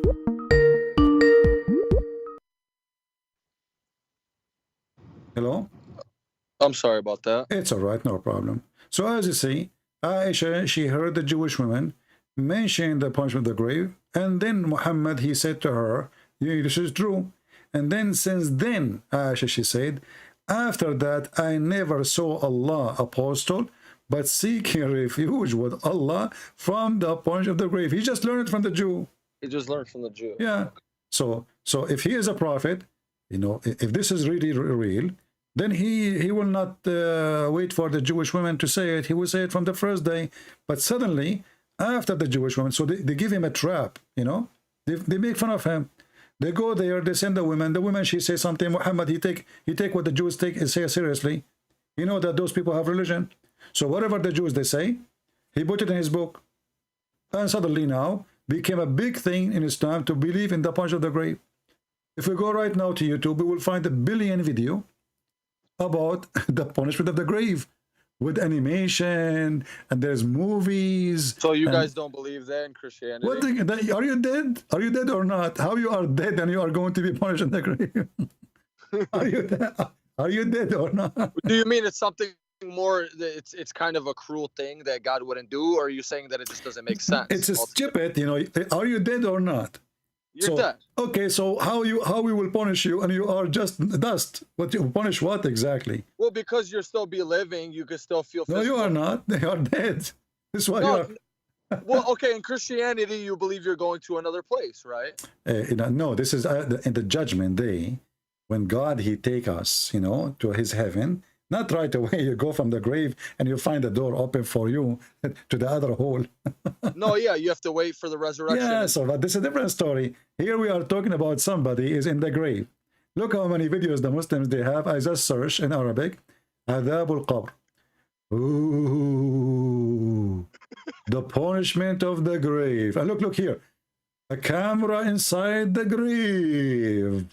There's a cat. Look at this cat, and look, 2.6 million view. 2.6 million view. And those Abdul, they believe it. A camera in the grave. And there's a cobra, and there's a cat, and not to forget the 99 head, the snake, who have 7 heads, each head have 9 heads. I mean, look at the movies, man. And then the guy, the angel, he will ask you 3 questions, and if you don't answer the question, they will hit you with hammer made from steel. Did you watch the movie? Is called what is called Thor? The Greek mythology, the guy who have a hammer, he fly with it. Thor. Yeah, Thor. So Thor is in the Muhammad story. Here we go. So now you are in the grave, and the angels will come to you and they will ask you 3 questions. What is your religion? You have to say Islam. If you say Christianity, if you say atheism, if you say Hindu, Allahu Akbar. So and then the second question, who is your God? You have to say Allah. If you say Jesus, and each time he hit you, he will split your head and it will make you go down 70 a cubit down. And then the third question, they will show you a picture. And they will say, who is this man? If you say Muhammad, you pass. If you say someone else, like Joe Biden, you are in trouble. I mean, have you ever heard of a stupid exam that the answers are given to them before we go to it? So now I know the exam. God must be laughing at all of us. Well, I got a couple good points from a couple. Yeah, I understand your points, brother. And I gotta say, you bring up good points in your video. What do you mean you understand my point? You understand my hammer now, because we are using hammer to make you understand. The angel will hit you in your head. What point? There's no point here. No. I'm saying you bring good points, like that make people think. But I got a couple questions for you that I've just little things I've been writing because I don't want my thoughts to escape me. That's why I'm writing in my little thing here as we're going along. Okay, so you're Arabian Christian, right? Or for something Middle East. Maybe you're a Syrian. I don't know. Anyway. Yeah, okay, I'm black, blonde, African American from Japan. Okay, where is that? Okay, there we go. Okay. So my point is, like, you see the lady, she's a Christian woman. Because it sounds like you support past Israel, like, okay, whatever that you say, right? I don't support Israel. I support the fact that this is the land of the Jews. I don't. Right. I mean, okay, I can respect that. I don't think anybody. This is their land. Give people their land. If it's your land, I would say it's your land. If it's not, I would say it's not. But they were living like the Arabs, the Arab didn't just come there when Umar or whoever Khalif came. You see, the first time, you go read to the Islamic history books, you will find that the first time people they spoke Arabic at that time, it was in the Caliphate Abdul Malik ibn Marwan. Before that, nobody speak Arabic. This is the language there. It's either Hebrew or Aramaic. So Arab are not there. There's no Arab there. The only Arab where exists is the Arab Christian, which is in the border of Jordan, not in Israel, like all the way to Tabuk. So like Al-Ghassasina, Al-Ghassasina, those are Arabian Christian tribes. They have their king, So those are the Arab, but they are not from Jerusalem and they have nothing to do with it. So then what are the Palestinians? I'm sorry, my friend, even the Quran says in chapter 5, verse number 21, that Allah, he gave the Holy Land to the Jews. But then they committed facade and doesn't matter. It's their land. It's their land. Even Muhammad, he said that the one who built Jerusalem or Bayt al-Maqdis, it was Sulaiman and David. So when your book says, or now you are not a Muslim because you made fun of the Quran already, when the Quran already admit that this is the book given, this is the land given to the Jews, assigned to them, you know, that's it. This is even the Quran never mentioned the word Palestine, never spoke of That's it. a good point. That's a really good point. Yeah, and even Muhammad, he agreed that the one who built what the Muslim called Al-Aqsa is the one who built it is David and Solomon. So why you want to take it? So when I say I support Israel right, I'm supporting Israel right. When Israel do wrong, I say they are doing wrong. I don't take a side. Right. Well, you know that a Palestinian Christian woman, like why don't the Christians have more? She of is an no outcry? Christian. She is supporting terrorists. This woman, she is no Christian. I know who is she. She is from the Orthodox Church in that territory. She was a journalist supporting terrorists, supporting Hamas. So she is no Christian. There's no Christian will do what she's doing. Yeah, but doesn't Hamas pretty much represent all the Palestinians? No, Hamas represent only terrorism, because no Christian, Hamas, they cut the head of a Christian person just for selling the Bible in his library. They gave him a warning, 24 hours. Take all the Bibles. They're very crazy. I don't think no, they are not crazy. This is who they are. They are Islamic terrorism. So Hamas, anyone who support them, he is no Christian. There's no way. There's no way, my friend. There's no way Christian. He will support an organization, make living from sending children to die, make living by sending somebody to commit suicide in a bus. Okay, you cannot be Christian. You cannot be Christian and you do that. So for me, she is a filthy woman. She is no Christian. Like, let me tell you, I went to Palestine. I don't care. You see, you are changing the topic now. We are not going to switch. I kind of wanted to give you background. We don't want to switch. They want to switch to politics. No. I'm kind of supporting, like, okay, even if you're Palestinian American and you go to Palestine, they might make fun of you because, oh, Hada Ameriki, he's born over there. So even your own people that you support, they're like spitting on you. Well, those, you know, in Middle East is a messed up, and Arab, they don't respect anyone. They badmouth. So even if you conspiracies, even if you see your cousin, they will give you a hug. If you are a Middle Eastern, then you know they will give you a hug. After you leave their door, they start talking about you and about your wife. So you know better. Well, that's right. Well, yeah. That's right. So this is what they do, and this is who they are. And then they cry, they claim the Jew. They blame the Jews for anything. If the guy, his wife, she could not give a baby, he would say, we blame the Jews. If they don't have electricity, they blame the Jews. If somebody, he could not pass the exam, he blamed them Jews. You know, I mean, they blame the Jews for anything. Like, well, why we have a hole in the front of my door in the street? We are war in Israel. How we can fix it? But you admit Israel is doing some very nasty things. What is the nasty? They are giving equal right. They are making them even have a Congress. They are in the Congress. They allow Muslim even to say Allahu Akbar in the Congress. They give you free insurance. They give you health. You give you a salary. My friend, trust me.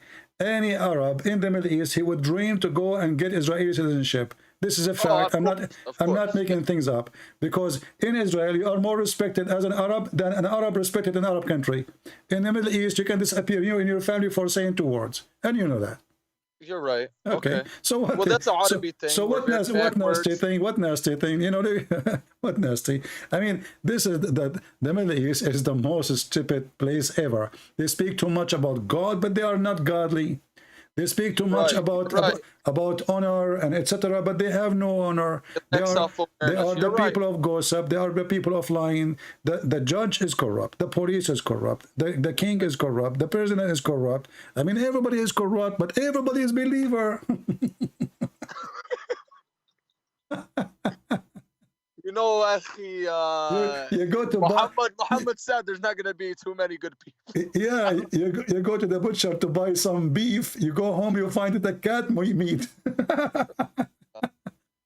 You know, but there are good Arab people. You know, there are. You know, we're successful. Yeah, what successful? My friend, the society is corrupt to the bones, and they are so proud about nothing. Me myself, my friend. I'm not talking about Muslim now or Christians. I'm talking about Middle East, including Christians. I don't associate with them, because the majority, they have a very bad culture. Gossiping, They hate each other. The cousin hate his cousin. The family hate a family. The sister, she speak about the kids of the other sister. I mean, Every girl's a it's sharmuta. like, without using bad words, every every disease in the world, you can find it there. In the same time, they are the most proud people ever. They are the decent. They are the honorable. Right. They are brother, we are the one who discovered electricity, really? Yes, and Shakespeare, his real name is Shakespeare. But okay, brother, okay, let's assume, and that's another point, if Muhammad was, okay, I don't want to really write that down. Okay, so like, I think a good video for you, because you break things down pretty good. I don't know if you saw Andrew Tate, the Christian kickboxer. He said Islam fixes a lot of things, and he's right. Yes, there's bad things, like negatives. What? Islam fix what? People say stupid things, my friend. Who cares what this kickboxer is? Let me kick his ass. What he said? Tell me. Islam fix what? Well, he is 4-time world kickboxing champion. Who cares? We can kick, because there's many ways to kick the ass. These days actually. He went viral for saying this, and I just think like. No. Tell me, Islam fix what?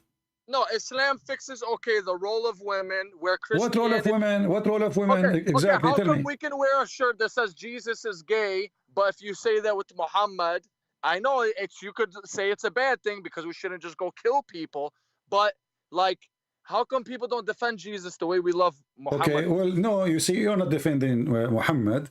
You are defending yourself because you feel you are insulted, and you cannot take it to see somebody. No, but I can't. That's why I'm on your channel. Listen. First of all, let's be sure. If Muhammad is a prophet of God, and he have a God to protect him, why you need to go and kill for him to defend his honor? If Jesus is God, why I need to go and defend Jesus? Nobody should be killed. Like, this is a problem. It says like they kill for apostasy in Islam, but really it's not in the Quran. You are switching topic. I ask you, the guy, he said Islam fixed many things. You did not give me anything. Islam fixed nothing. Islam is the problem. Islam is the problem. Your rule of women for what? Women, she is an object of sex in Islam. No. I want to give you the background of the video. He said that a lot of the problems that the Western world is facing now, Islam fixes it. Like what? Like women are just out there sexual. I mean, come on, brother. Okay. I will show you. I want you to look with me in YouTube. I will type only one word. This guy, whoever he is, he's an idiot. Kickboxing, Islam fix anything. So if we force women to not to wear a short skirt, that will make those women good. They will go and have sex behind the wall. So I will type here the word ma'laya. You know what ma'laya mean? I don't. Okay, I type the word ma'laya. Look, it says adult. You cannot see it because it's for, you have to be confirm that you are over 18. This is the Arab women wearing hijab. So this guy is a donkey, whoever he is. Islam fix nothing. People, they do, look, even sexual dance, women, they sleep in the top of each other in public. Women sleeping in the top of the other women, and all the sheikhs are around them. Look at this one. Women, they raise up their ass up in the sky, and everybody around is wearing hijab, and they are wearing hijab too. This guy is a certified idiot. Middle East is the land of prostitution. My friend, go to Turkey. Where's that at? It's on YouTube. I'm showing you on YouTube. I'm showing you. This is in the Middle East. That is very weird behavior. What weird behavior? What weird behavior? I think if we say which country is number one, hold on. If we say which country in the world is number one in belly dancing, give me the name of the country. I say America, baby. No, I say Egypt. I love America. I don't know.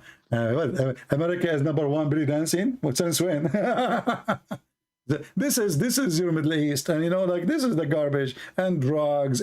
Morocco, Tunisia, Libya. I mean, come on, people, they speak stupidity. Well, maybe if America bomb our ignorant countries. So Islam did not fix anything. The women, she became more sexual object. In America, women, they are free to do as they want. So here, what kind of woman she is, because you think that's a bad thing? No, it's not bad thing. No, it's not bad thing. I will tell you why. Because when you force people to behave as you want them, obviously they are not behaving because you force them. Give them a Because they're- freedom. Take the freedom of USA and give it to those Arab, and you will see what will happen.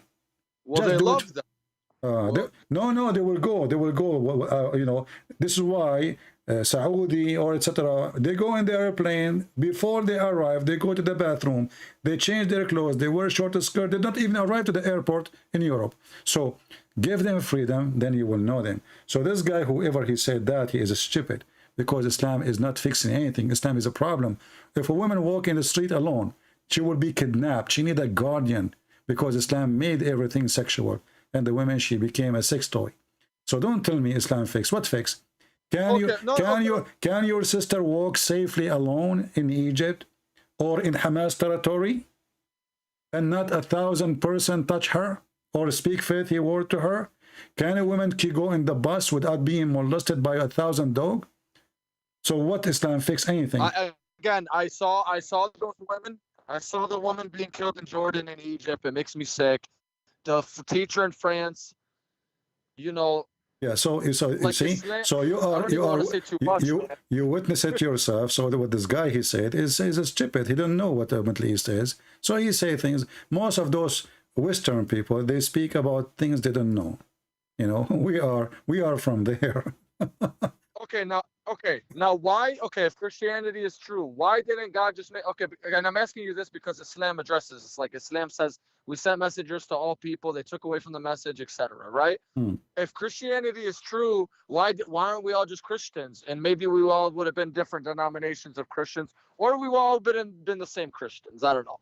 But why? Why would God? Why? You see, you are. You know, I assume that you are a smart person. No, listen. I assume that you are a smart person, right? I'm above average. So what this have to do? What this have to do with why? Because simply, as long we give people a free will, and for us, there's no different Christianity. All the Christians, either they believe in Jesus as God or not. If you don't believe in him as God, you are no Christian. So there's different names of churches, but that will not change anything. Because simply, what about my friend Joseph Smith and the Latter-day This is not Saints? a Christian. This is just a stupid cult. This is like Muhammad. This is Muhammad. He had many wives too, and you know, and angels they came to him in the middle of the night. I don't think cults have 1.3 billion followers. I don't. So what? The bigger, the more stupid it is. So you see, if I will go with your logic, if a cult is 1.3, that will make it right. Well, that mean we are right, and we are the only right then, because we are the biggest faith. You are bigger than Islam. Okay. Yeah, I always think I always. But this is not right. This is not right to think this way. So if the whole world is smoke and I don't smoke, that's mean I am the wrong one. Okay, if you died and Muhammad was true, okay, and that, I guess that, well, yeah, that's a hypothetical thing. What did Jesus say? He was the last prophet. Jesus, why he will say he is God, my friend. He did not say he's a prophet. He is God. So Jesus, he said that I will send you the Comforter, which is a spirit, which is the Spirit of God. He will not send us men. He will send us the Holy Spirit only. That's what Jesus will send. And his disciple, he sent them to teach. So God will be with us as a spirit. The disciple of Jesus, they will be with us as teachers. But they will not be anything else. They are the one who witnessed to him. They saw him. They learn from him. And they carry on the mission. Okay, well, think about it. Okay, how are Muslims so steadfast? You know, people being tortured in jail, and they're all so Satan's. Okay, this is from religions from Satan, right? Okay, how are we this strong? How are we keep? I know birth rates and whatever. I'm just trying to look at logic from where Muslims are. I don't know what are you talking about. How strong you are when you just said to me the Quran is stupid. I never said that. You said that to me. You said that to me. Let us go slowly. How strong we are, and I ask you, when Allah he said, "Hail coming down from mountains in heaven," is that smart? Their faith. No. Is that smart for Everybody in the world you said no. No. I just want to clarify my point. Everybody in the world knows, like, man, Muslims. You know, comedians joke about this. About that what? You can never out Muslim. Eddie Griffin. They all joke about it. But no, my friend, true. Muslims So if are that's Muslims are the most weak, can be defeated so easy for many reasons. Because number one, they betray each other. Number two, they are not united. Number three, they are not true believers. Number four, they are money seekers. All of those are your weakness. And since the time of Muhammad, everybody makes money. Look my at the friend, mega churches. no, my friend, listen. You know how ISIS was defeated. There's no mega mosques. There's no mega mosques. How ISIS were defeated. How Saudi Arabia protected by USA. How all Islamic countries are under the command and the shoes of Joe Biden. This is the truth. Pakistan, the American, they went inside. Listen. So how you are? So how you say we are strong and we are etc. When you are under, when you live by their protection, what kind of a strength you have? No. Well, I mean our faith. I don't mean our strength. You don't have faith. As you see, I ask a few questions. Your faith flight away. What faith? You don't have faith. Well, I have well, you don't have faith. You just made fun of the Quran and you laugh at it. You forgot? Well, I'm not on my deen recently, brother. What? did you take hashish before you call me? Well, that's another subject. But my point, brother. Okay. So, my friend, you have no faith, you have no strength, you have no power, and you have no book, and you have no prophet, and you have no God. In the top of that, you have no religion, because all of you Muslims, and actually, if even your prophet, he says, my nation will be 73 sect. The Christian, there will be 71, 72. He says that, yeah. Yeah, so you Muslims are way divided more than others. Secondly, Muhammad, he lied here because his prophecy was true. This is false, because there is no 73 sect. There's millions. What 73 sect? How? Since when? Yes, because the Shia alone is more than 200 sect. The Shia alone. So how this what is? Do you mean, how you are, my friend? The Sunni are many sects, and the Shia are tons of sects. So how this is? How this is end with 70? Okay, I want you to count for me. No. What is Ismailiyah? You don't know what are you talking about? Even the Shia, the Ithna Ashariya, the 12, they have tons of sect. Even the Muslim Sunni, they have millions of sect. Go and read. You know, there's tons, millions.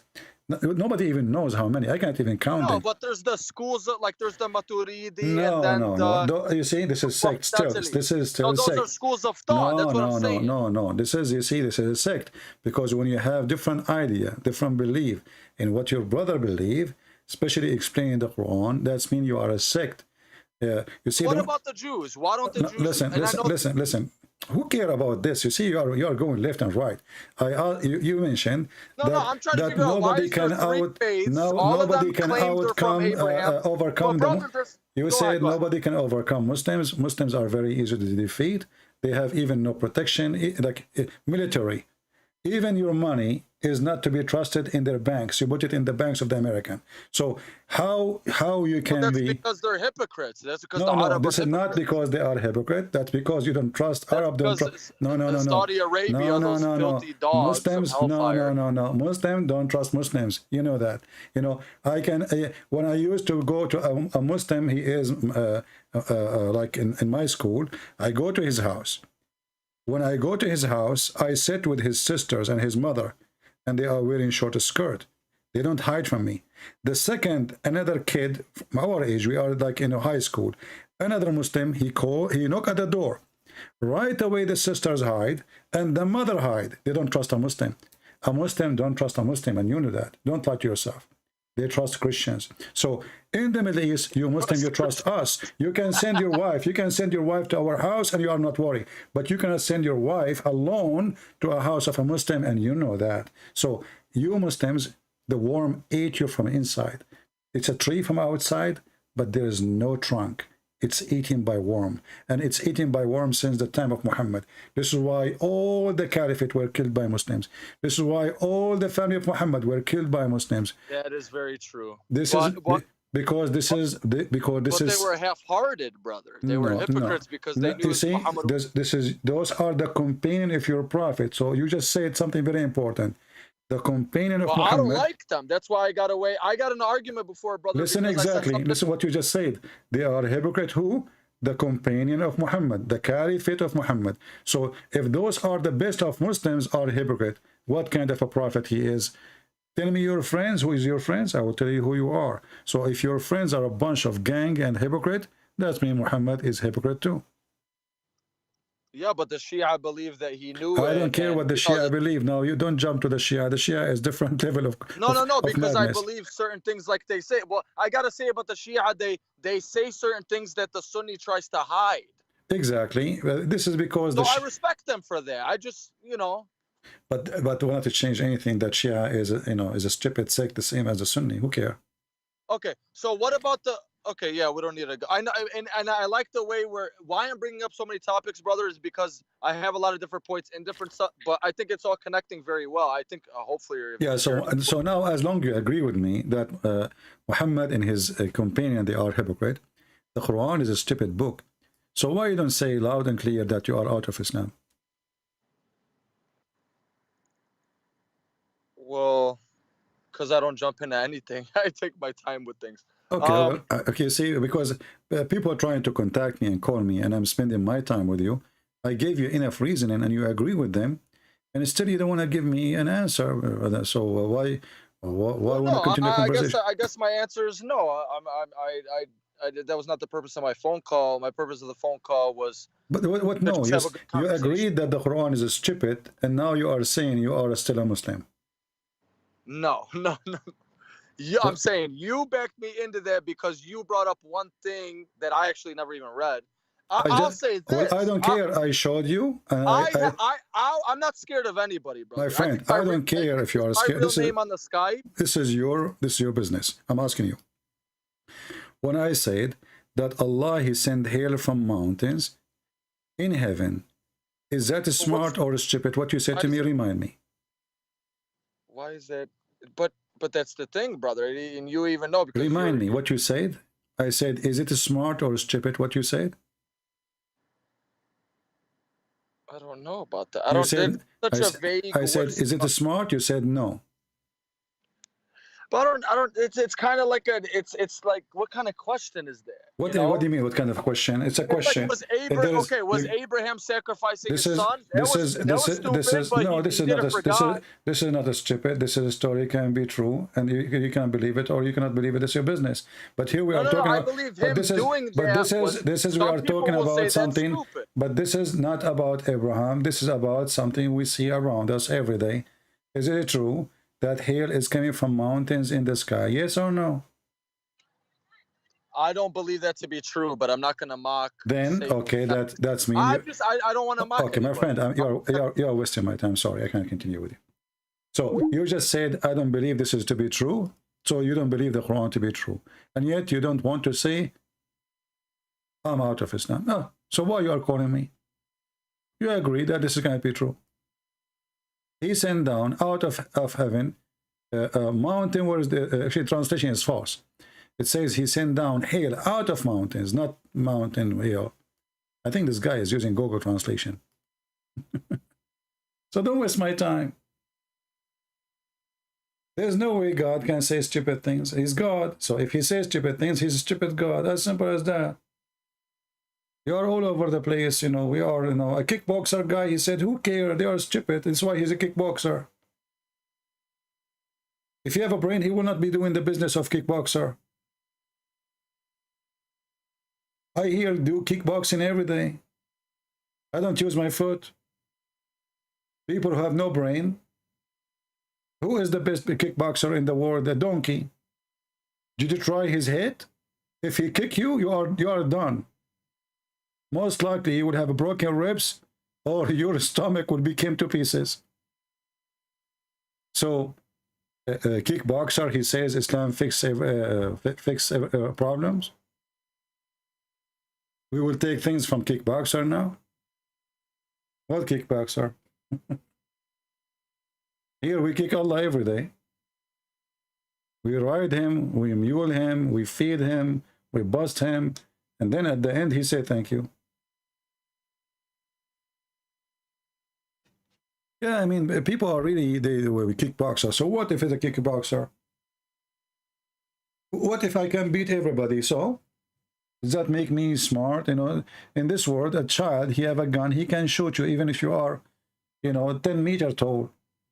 The old days is over about, how big you are. A kid,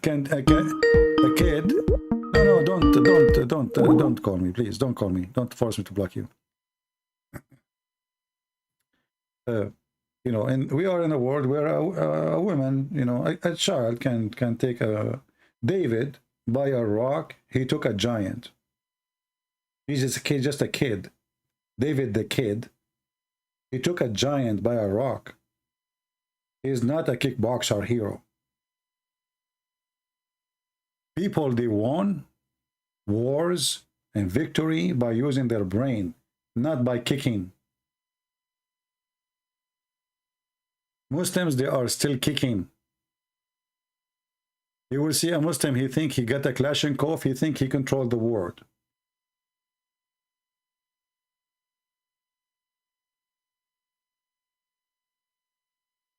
When Erdogan, he make a drone, he claimed a victory of the drone, amazing the drone. The chip is made in Israel. The GPS is American.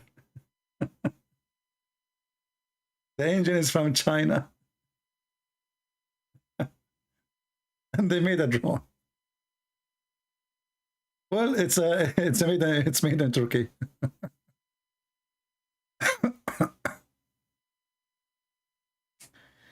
Oh. Anyway.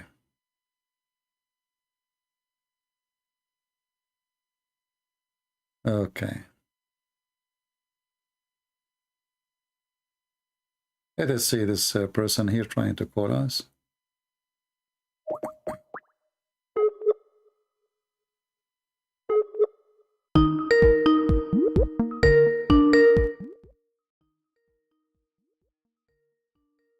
Let us see if he will answer.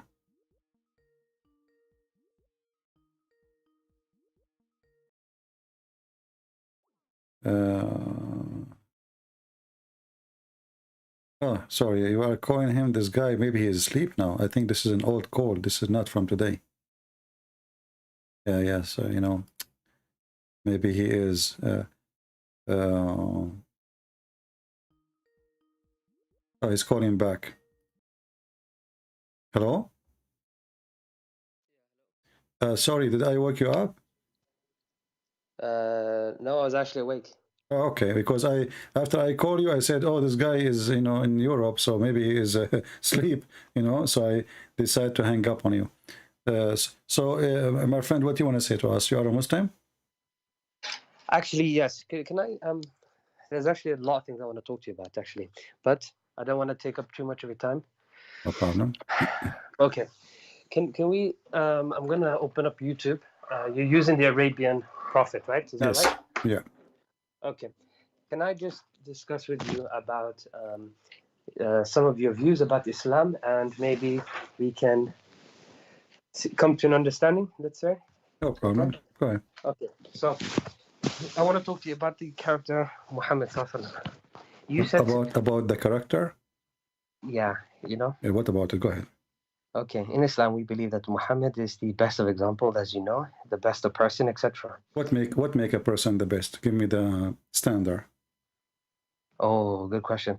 So I would say a good person, or the best of person, from what I've been taught, the Prophet, for example, was generous with his wealth, generous with his time, extremely generous. I mean, he was giving his money to the poor. He was always in defense of the poor, you know, and the weak. What else is there? I mean, his whole mission was for the poor, right? So this is what. Okay, let me ask you: if a man he want to marry a woman, and then they agree, they are going to make the father of the woman drunk because he refused to marry her to him, and then when he drunk, they change his clothing. And when he woke up, they told him, he said, why I'm wearing those clothes? Khadija, she said, oh, because you married me, yes, last night to Muhammad. He said, no, I did not. She said, do you want me to tell the people of Quraysh what happened? Aren't you going to be ashamed of yourself? Is that the one you are talking about? Yes. No. Look, we had a discussion before, and I brought this topic up with one of these scholars. So I traveled to the Middle East, spoken to a scholar about it. I believe you also provided me some references as well. Okay, so is that a good person or is a bad person? A person he used alcohol, him and his wife, which is not his wife really, because his marriage was not real. It was a fraud, because the father did not marry her. You know, it was a fraud. So the person who his first thing in his life started based on a fraud, how he is the trustworthy? And you know, you said I gave you the reference, so I do not need to give you the reference again. What about Muhammad? He go to the house of his own son, wife, and he flirt with the wife when she was alone. Is that the trustworthy, the high standard you like for your family? Be honest with me. I'm not trying to make fun of your family or your father. If your father come to your house, and he flirt with your wife, what you will do? Well, that's not good, of course, right? So was he, Muhammad, a good person?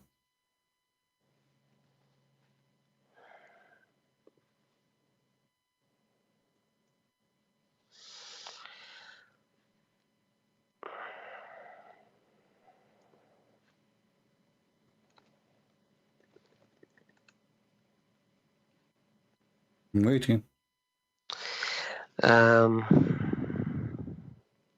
Yeah. Okay. Did I take you in a surprise, you know, with my question? You see, because you are the one who starts saying, I brought to you a subject and etc. and about Muhammad, how he is, you know, the best, and he is the best example, and etc. And then it turned to be that everything you said is not true, my friend, because those two things is telling me the quality of the man. You said to me that he gave his money to the poor. Muhammad, he took the fifth of every attack to his pocket. What poor? When a blind man, he come to his house, Muhammad made fun of him and he kicked him out. There's a chapter in the Quran about it, because the people start speaking against him, saying, what kind of a prophet? He make fun of a blind man just because he's speaking to the rich people of Quraysh. Where is the quality? Imagine now you are talking to me and a blind man here, and I say to him, shut up, I'm talking to this rich man. Is that the quality of a prophet of God?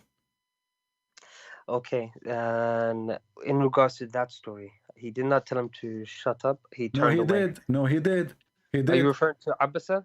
Abasa wa tawalla, exactly. Yeah, he did. Because what Abasa mean? Let's just open up the Quran. Give me 1 second. What Abasa mean?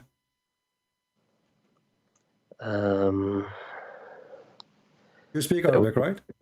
No, not so much. Okay. Chapter 80, verse number 1. Yeah, I'm just opening that up now. Okay. Sorry, give me 1 second. We got the Abasa here. Okay. Yeah, he frowned and turned his attention away. Okay, what frown mean? And turn his way? What does that mean? Frowned. So you know how you can have a smile, You but gave, then the no, opposite of he smile. gave him a face, right? Yeah, like you're upset. Okay, exactly. So shut up can be by saying the word. Can be saying, you know, like, you know, looking at you in a very angry way, you know. So and remember, this guy, you know, he's blind, right? Yeah. So he don't see even what he's doing now. Correct? Okay. So I see what how the man he knew that Muhammad, he is unhappy with him unless he said something. Because I can see, so I can look at your face and I can see that you are not happy, right? But this guy is a blind man.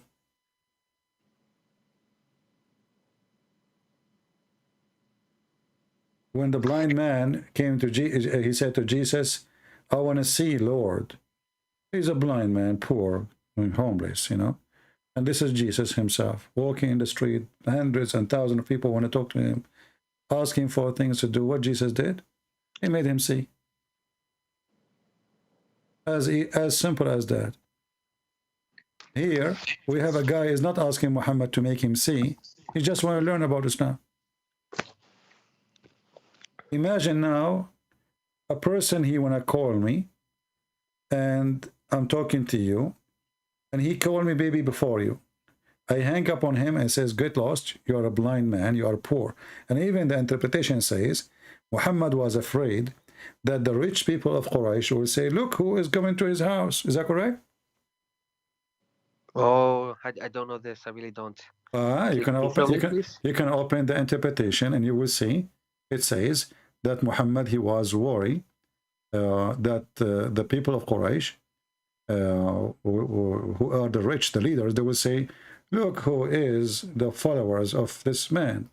So if we go to chapter 80, and I will show you the interpretation. Ibn Kathir, is that what you're using? This is a website. It has Ibn Kathir in English, in Arabic, sorry. But if you want Ibn Kathir, we can go to Ibn Kathir, no problem. But there is a book, it's called Asbab al-Nuzul, actually. Yeah. Which is better, because this is to give you the reason for the verse to come down. Yeah. We are waiting for the page to open. Here we go. So here it says, here is giving you all the story about what happened supposedly. And then Ibn Maktoum, he stood up and he said, oh, Messenger of Allah, teach me of which Allah has taught you. The guy, he did not do anything wrong, you know? Correct? Okay. And from his narration and authority of Ibn Abbas, that he said, oh, sorry. Changed it. So this man, he did not speak in an impolite way, right? He's speaking to him as a messenger of God, which means he's a follower. The others are not. Which one is more important? So, and as long he is asking about Allah, this is opportunity for Muhammad to answer him. In the same time, they can listen, right? Yeah. He's not asking about, like, you know, what we will eat, you know. So why he will be upset? And he repeat his request. And remember, this guy is a blind man. And then it says, look here. He said, the prophet, he said to himself, the chief will say, his followers consist of only the blind, lowly people and slaves. Did you see it? Yeah. Okay. Give me 1 second. Let me just read this what we can see here, so we don't miss anything. Okay. Right. So it says this refers to Maktoum. The letter went to the Prophet Muhammad and gave him peace while okay. Right. Why Muhammad is worried about that he have poor people, they are his followers? Why it matter if they are rich or poor? Why does it matter? Yeah. Well, you have to remember it actually does matter, first of all. Why? Right? Okay, so for example, if you went to Saudi Arabia and you went and preached Christianity, you know that right now it's illegal, right? Okay. But let's say that you managed to convert one of the prince to Christianity. You will be in a much better position to keep on going as opposed to converting a blind person in the street. But remember, is it right? No, this is not right, because simply, first of all, Muhammad is not in a society which forbid him from teaching. As you know, the Arab, they have 360 gods around the Kaaba, correct? Which means they are really very tolerant to other belief. And this is a proof that all what Muslims say is about how intolerant they are, it's a lie. It was Muhammad is intolerant to them, not the opposite. Because the Arab, as you see, they have all those gods around the Kaaba and nobody kill anyone. Nobody kill anybody. Everybody worship his God and everybody's fine. So Muhammad here, he have a freedom to teach and nobody oppress him. And now he is speaking to the leaders and they are coming to his house. Correct? Yeah. And the question is about God. So in any way, Muhammad, for him, it's an opportunity to teach about his God. Somebody opened the topic. Thank you for opening the topic. Let us teach you about God. This is what he want to do? But look what he thought. He thought, oh, he didn't say, I want to convert the chief. He said to himself, look. Now they will say, the only one who follow him, They are the blind, the lowly, and the slaves. So Muhammad is the one who looked down at the Muslims, not the chief. In fact, the chief, they are the one who will start wondering why he's doing that. And this is why he made this verse, because they were talking about what kind of a prophet he do such a thing. Why he do that? Muhammad's second day, he starts saying, oh, he heard the news about, they are talking about how bad he is, that he, you know, gave a face to a blind poor man. He was not the decent, ethical prophet of God. He was the opposite. He cared for the rich. He don't care for the poor. And you said something very important, that because if you convert a prince, it's better than converting a poor. That is satanic. That's me. How is that satanic? It is satanic because you are leveling. You are not seeking really saving souls. You are seeking business. You want to have a successful business. If God is with you, who is the prince? Who is the king? No. I think you misunderstood what I said. No, I did not. No, I did not. He is trying to convince the chief, because that will make it easier for him to spread Islam, correct? Not only easier, but it will be in a much safer environment as well. Well, my friend, the Muslim, they claim that the family of Muhammad, they are the most powerful in Quraysh. So what safest environment? And no one claimed that. Okay, they claim he's from. Isn't Muhammad? He claimed that his family is the best of Quraysh. And then later we find that all of them, they are homosexual. So my friend, listen. Wait, really? Homosexual? Yeah, you can go read my book, Sex and Allah, and you will die laughing. All of it is coming from your Islamic books. All of it. All of it. Zero. Okay, but are you saying the Prophet was homosexual as well? I'm not saying he is. Properly he is. As an example, Muhammad, he go and he opened the door totally naked and he kissed men. When he is naked, is that something nice, normal? I don't know. You tell me. So totally naked? You mean absolutely naked, kissing men? Is that what you're saying? Absolutely naked. Kissing them where, in the mouth or something? I don't know where he kissed him. I wasn't there. The hadith says he kissed, he kissed. I don't know. I mean, kiss is a kiss, Kiss is a kiss. Where the kiss, I have no idea.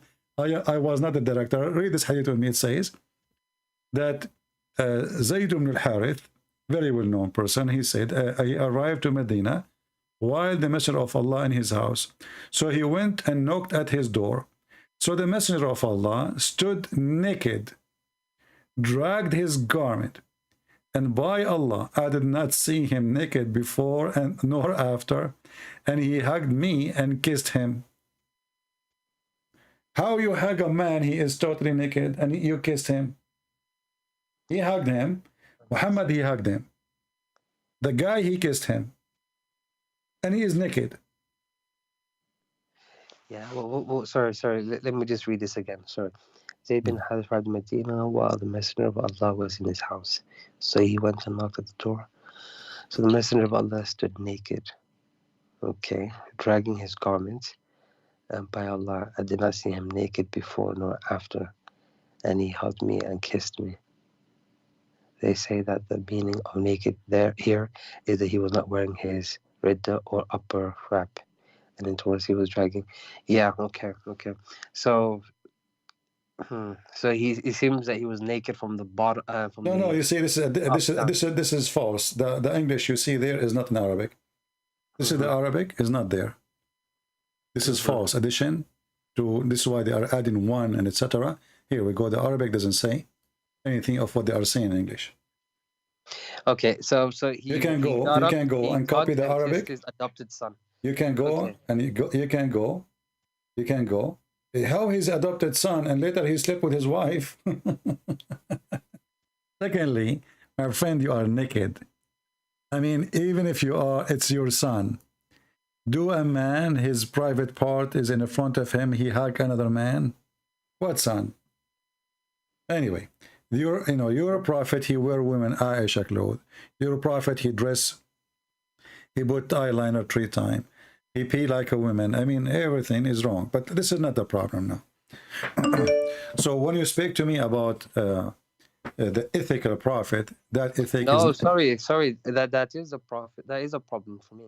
You know, if what you're saying is true, then this is not good. I'm You not know saying what I'm saying? anything. I'm not saying anything. It's in front of you. This is you Muslim saying, not No, me. no. So right. So this one here, they're trying to explain, saying that he was naked only from the upwards, right? Not the No, bottom. nowhere it says that in Arabic. Read it. Here we go. Nowhere it says that. It says فأتاه فقرع الباب فقام إليه رسول الله صلى الله عليه وسلم عريانا يجر ثوبه والله ما رأيته عريانا قبله ولا بعده فاعتنقه وقبله قال أبو عيسى هذا حديث حسن غريب لا نعرفه من حديث الذري etc. Well, there's nowhere all the explanation is there. This is additional to cover up the problem. Yeah, okay. You can take the English, the Arabic words, you can post in Google Translation, and you will see that all of this is addition. All the English you see is addition, is not there. Okay. And you said he was wearing Aisha's clothing, right? He wear Aisha clothing, he put eyeliner, you know, I mean, everything about him is wrong. What about the man who came, Muhammad, he came from his back, and Muhammad, he started tickling him. The man, he was topless. The man, he said to Muhammad, this is not fair, joking with him, like laughing. I am topless, I'm naked, topless, and you are not. And then the Prophet, he left up his shirt. So now both of them, they are topless. And the guy now, he hold him, he put his back on him, and, you know, he kissed his stomach? He embraced him, and he began to kiss his side. No, but it wasn't tickling. The Prophet accidentally hit him with a stick, right? No. Read it. Oh, you have it open here. Read it. It says here, okay. The man of Ansar said that while he was given to jesting and talking to the people and making them laugh, the Prophet poked him under the rib with a stick. See, it's not a mistake. He poked him. He said, let me take retaliation. He said, take retaliation. He said, you were wearing a shirt, but I am not. The Prophet then raised his shirt, and the man embraced and began to kiss his side. Okay. Then he said, this is what I wanted, messenger. Okay. Right. This is weird. Yeah, I don't know why he's poking people with sticks, and I don't know why people are kissing his stomach. That's strange. Or his side. He embraced him, and the Prophet, he left up his shirt. So now both of them, they are naked in the top. Yeah, and he kissed his side, so he was on his knees. Kashhahu is even down his side, not the side, down, like down from the side, like, you know, the where your waist is. This is where the kashhahu, under the belly. Yeah, the hip area, right? Does it sound like a prophet of God, or two lousy people? Maybe, I mean, maybe they are not, you know, doing something, you know, purposely wrong, but all, as they say, all roads take you to Rome. So all details is taking us in one direction. Okay, I also heard you mention. So what is holding you to be a Muslim, my friend?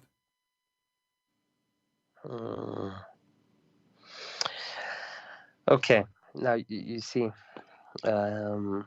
since we last spoke, it was a couple months ago. Right? I forgot, you know, really, remind me of yourself. Okay. No, I see, fine. actually, I just noticed a text from you, but I didn't know if this is, it's like, is that an But old please don't text? mention my name. Please don't mention it. Just call me. I will not mention your name. But you spoke to me before, as I understand, right?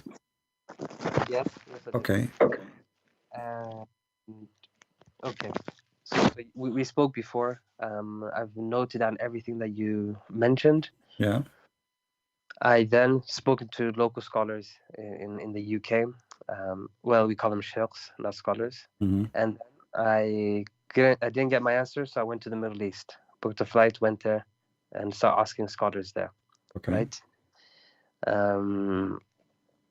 I did not get a satisfactory answer, to be honest. And as you know, there's no point of lying or trying to defend something that you know what I mean. Mm-hmm. So what's holding me back is uncertainty. I'm not too sure. I don't feel this is right, you know. Mm. But if I'm wrong, you burn in hellfire. It's a very big problem. You know, if you change your gender, you can come back. I will give you a way. This is between us, and don't tell anyone. If you change your gender, Allah can take you away. If you go to Thailand and you install a new nice boobs and a nice private part of a female, Allah will take you from hellfire, guaranteed. Do you know that? No. Okay. Well, because the punishment for anyone who is actually, I'm sure you know about the hadith about people who change their appearance, right? No. The Muhammad, he said that Allah will take 70 women from the inheritance from hell, who all those women, their front passages are desirable. Mm-hmm. So all what you need to do, in case you are afraid, go and do whatever you want. Just go to Thailand, change your gender, and and Allah will take you out of from hell, because you have nice passages. Have you ever heard of a God? He will take women from hell because they have nice passages? No, I don't hear that. Yeah, but what do you think about it? I mean, you are now in hell, and just because you have nice boobs, and then Allah will take you out of from hell, and he will send you to heaven because you are very good for sex. So this woman, actually, she enjoyed her life on earth, and now she is going to enjoy it more in heaven. Why? Because obviously she enjoyed having sex with a lot of men, and now she is going to do the same business on earth, but this time it's in heaven for eternity. There is no one who Allah will admit to paradise, but Allah will marry him to 72 wives from the whores, and them too from his inheritance from people of hell, all of whom will have desirable from passage, and he will have a male member that will now become and he will have a male member. Okay, so it's in reference to the person. Okay. Actually, for me, I was going to convert because I have a problem. My male member sometime become flaccid. So I said to myself, now we found a solution. Now, if I convert to Islam, my male member will have a membership of standing for the anthem forever. You know what I mean? So now, i.e. soft and limp, you will never have that problem. Like always ready. You can break walnut with it. You can break a coconut with it. It's just always ready. Just you can go for war. You can even fight people. And good for shooting.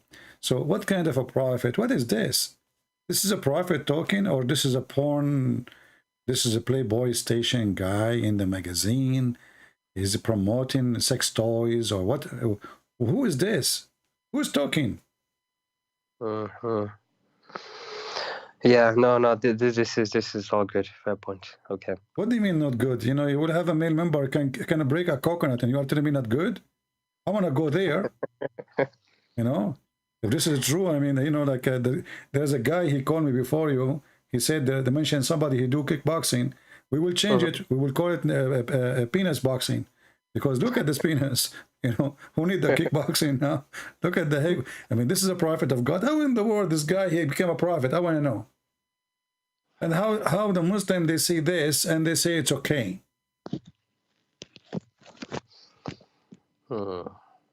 Okay. Now, right. Let me take one step back. But be careful, because don't step on it, because now it is so strong. The male member is all over the place. Watch where you step on. Okay, what you want to step where? No, because look at this. You guys are the people of the book, right? The Christians, as the Quran says, and we're supposed to consult you guys. Well, the Prophet was told to consult you guys, right? When he has doubts. Okay. Okay. Now, please, can you show me or tell me in your book what the signs of a false prophet? You know, I'm sure your prophet or your gods told you this. Very easy. If he speak in the name of other God, or he gave false prophecy, and Muhammad, he did both.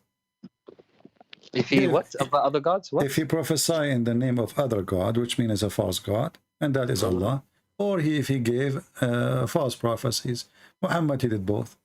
He spoke in the name of a false God, his name is Allah, and he gave tons of false prophecies. Actually, all his prophecies are false. As an example, Muhammad, he claimed that the Roman, they are going to be the majority of mankind. Before the day, before the judgment day. So, and if you go to Italy now, you will know that they have a problem. But why are you talking about Italy? I don't understand. Roman. Yes, but even in the time of the Prophet, you know, he was born in the year 500.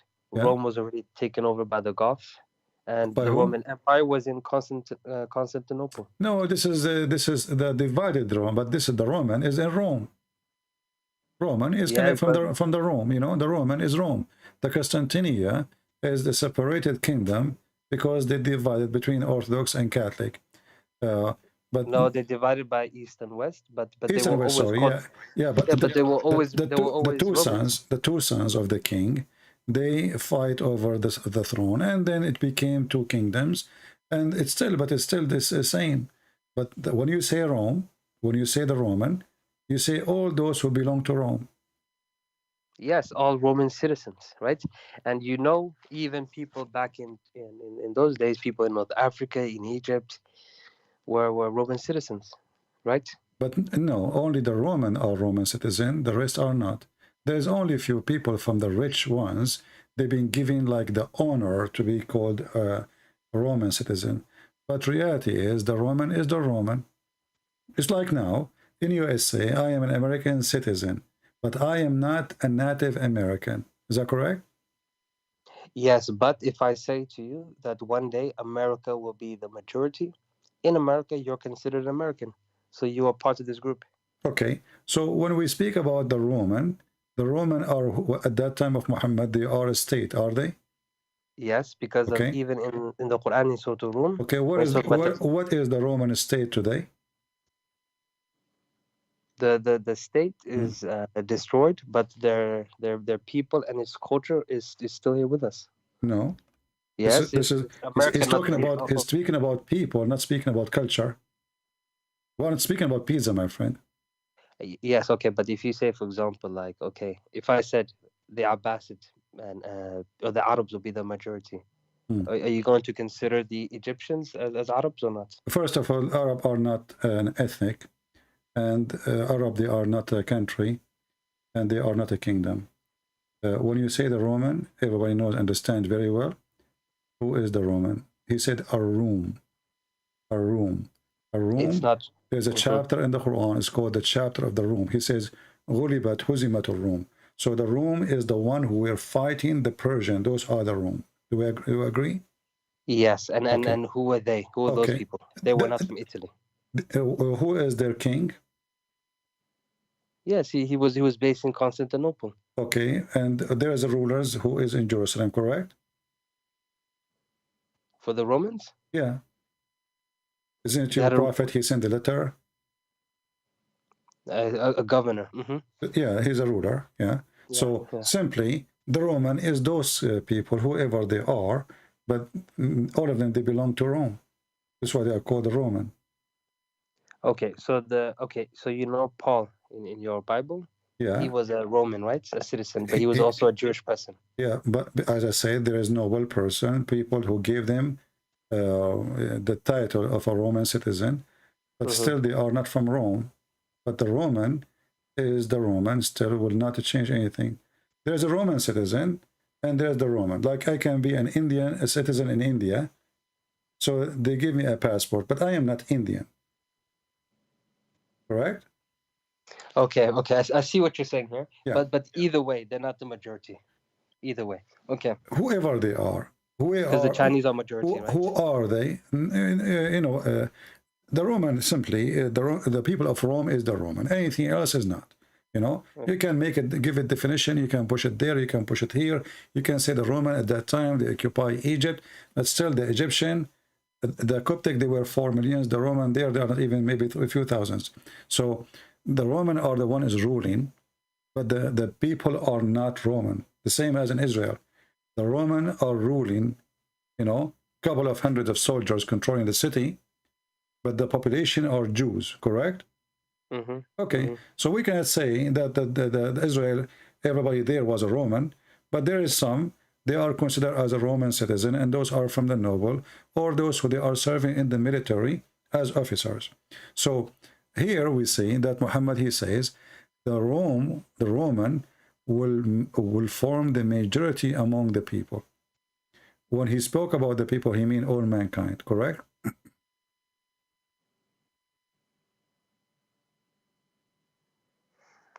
So did he say that? Sorry. What was your question? When he said the Roman, they will form the majority among the people. Who is the people? What he meant by people? No, this is humanity. Mm-hmm. Humanity. And this is absolutely false. Let us say the Roman is European. All of Europe together is not even 400 million. Mm-hmm. Just to make it like, to give it the spice. But all of us, we know that even Italy, they have a big problem with population because people are not getting married. There's a huge number of old people. And the younger one is way less than the one who's dying. So if this country continues like this, maybe in 60, 70 years, Italy will disappear as a population.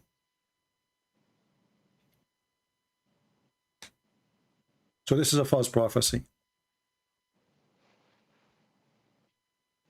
What happened to Asia? What happened to India? What happened to China? What happened to Indonesia, Bangladesh?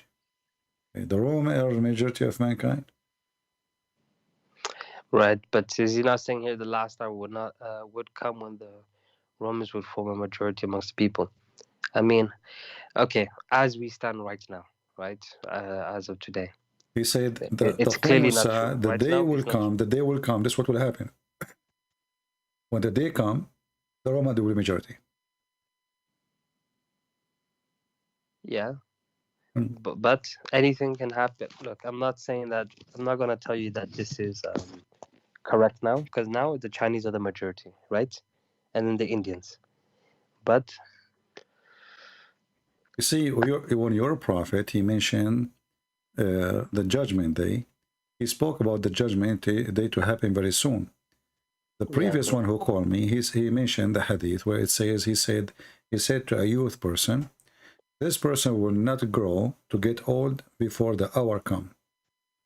The Muslim, they try to fix it. They says, oh, he don't mean the hour, the judgment day. He meant their hour. That's false. What their hour? There's no hour come to anyone. There's 1 hour. The hour of the second you say the Sa'ah, everyone understand that it is the judgment day. So Muhammad, he gave tons of false prophecies. And if you don't want to believe in, I mean, to consider those, the Quran itself, we just ask the person before you, do you agree with the hail coming from mountains in heaven? I will give you the same question. Because this is a prophecy too. If I'm a prophet claiming that I know, and my God, he taught me, and then I say that hail is coming from mountains in heaven, that is a claim of a prophet, not a claim of a person speaking about guessing, right? He's not guessing. He's speaking about facts. Is that correct? yeah, okay. I know the verse you're referring to. Okay, so if this prophet, he is making a statement, and this statement is obviously silly, stupid, then he's not a prophet. This is a prophecy because simply he's talking about something at that time people do not know. So he is telling them something. The reason he's mentioning this, why? Because supposedly he is delivering information from God, right? And this information is at the unseen. It's something we don't see how it works, how it happened. So he is telling you about the unseen, and the unseen, you know, saying, or the God who is telling us about the unseen, there is hail coming from mountains in heaven. Allah break it from those mountains, send it down.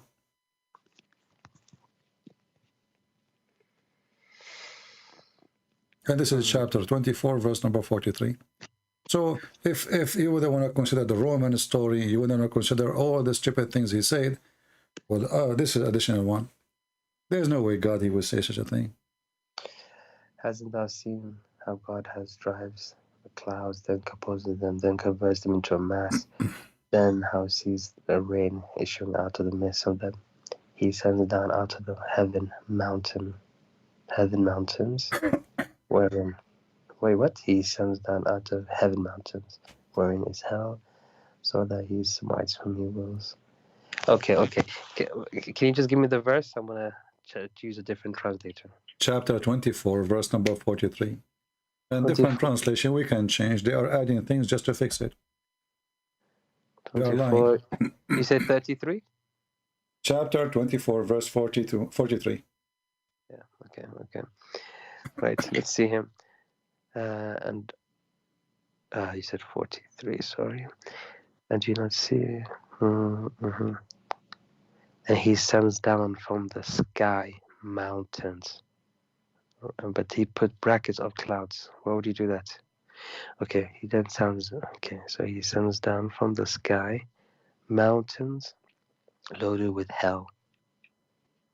Okay, in the other translation I'm looking at here, in fact, it says here that.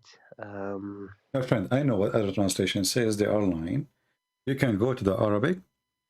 And yeah, let me just get my dictionary. Give me 1 second here. Because if this is, there is a website, I think it's called Quran, I think Quran.com, something like that. You can move the mouse over every word. It's going to show you the word in English. They are lying. It says, وَيُنْزِلُ مِنَ السَّمَاءِ مِنْ جِبَالٍ فِيهَا مِنْ بَرَدٍ فَيُصِيبُ بِهِ مَنْ يَشَاءُ. Anything else is a fabrication. They add brackets. Yeah, you're right. They say, like mountains. It doesn't say that. It says, he sent down out of mountains in heaven. وَيُنْزِلُ مِنَ السَّمَاءِ مِنْ جِبَالٍ فِيهَا. Actually, you know what? I can show you the interpretation. Here we go. 24:43. Here we go.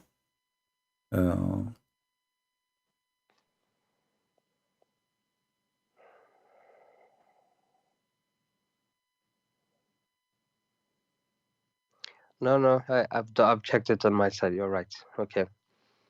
Yeah, I mean, see, when we are reading Arabic and we are in public and it's recorded. If I'm lying Muslim, they will laugh at me.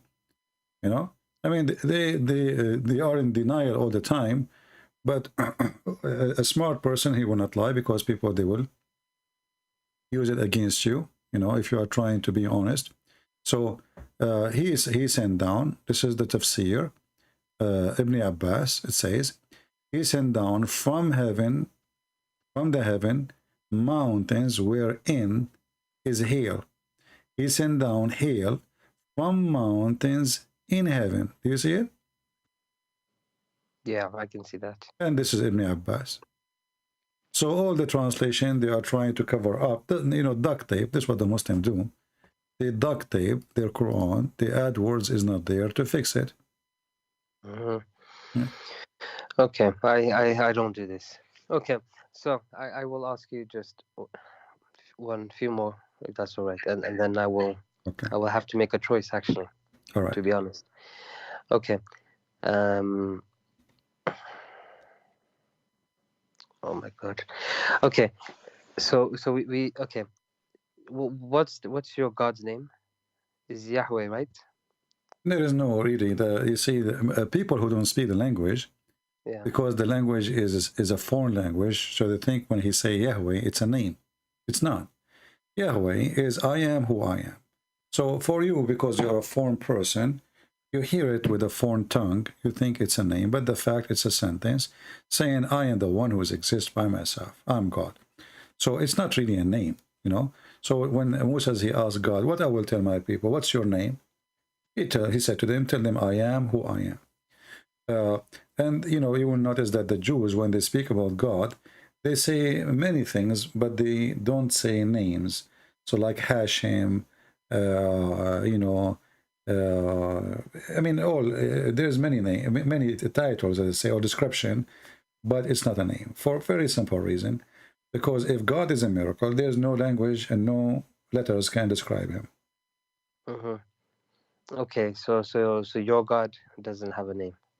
This is what he told us, and the only name we knew, like even those are not names. As an example, Christ. Christ is not a name. You know, everything in the Bible is not a name. Even Adam is not a name. Even the sons of Adam are not names. Even Noah, even Abraham, even Moses are not names. Are a story and a meaning. And you will notice that everyone giving what is so-called name, so we can recognize them with it, based on his story. So that's very interesting. So are you saying that these people are not real, and it's just trying to be like I'm saying a bigger story? No, I'm saying that every name is given for a reason. This is a very carefully book. You know, names are not given. You can, like somebody, your son born, you give him a name, you can call him whatever, you know. You can call him Khalid. But he's not eternal, right? Khalid is eternal, but he's not eternal. Yeah. But you will notice that the names are given to everyone, is given to describe his position. As an example, Adam means a human. Adam means a human. And later become a word mean man. But God, he called Adam and Eve, called them Adam, you know, a human. So it's giving that name because he was the first human. And then Abraham, the one who crossed the river, Abraham, the one who crossed to the other side. So his name is given based in what happening to him and what he did, you know. It's not really a name as much as a description of his life story. Moshe, the one who's been saved from drowning. So his name Musa? Moses, yeah, Moshe. You know, you can go and check the name. So he been saved from the drowning. He's going to drown. You know, they put him in the river, right? The story. So yeah. So every person was given. Sorry, just a quick thing on that. So are you saying if I was there at that time, I would not have known him as Musa, but maybe something else? Is that right? It's Moshe, not Moses. Sorry, Moses is an Arabic Moshe. name. Yeah. So what I'm saying that those names are not really names, are describing the person and his mission. So the same as we say Christ, you know, we are not describing. It's not a name. It is a title for the mission. Who is this person? What he will do? What his position in earth or in heaven?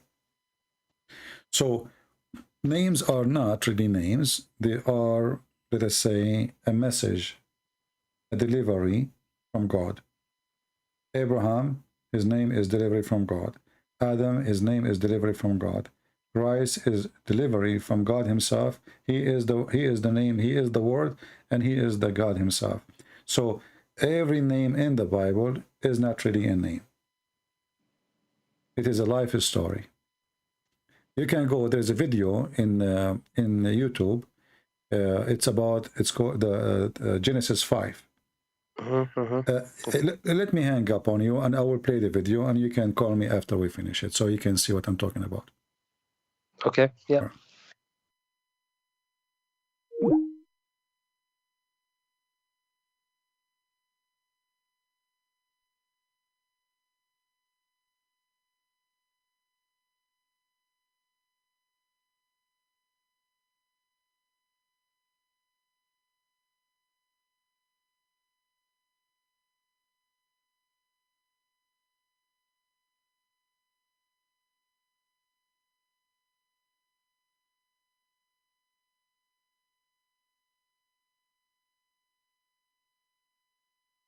All right.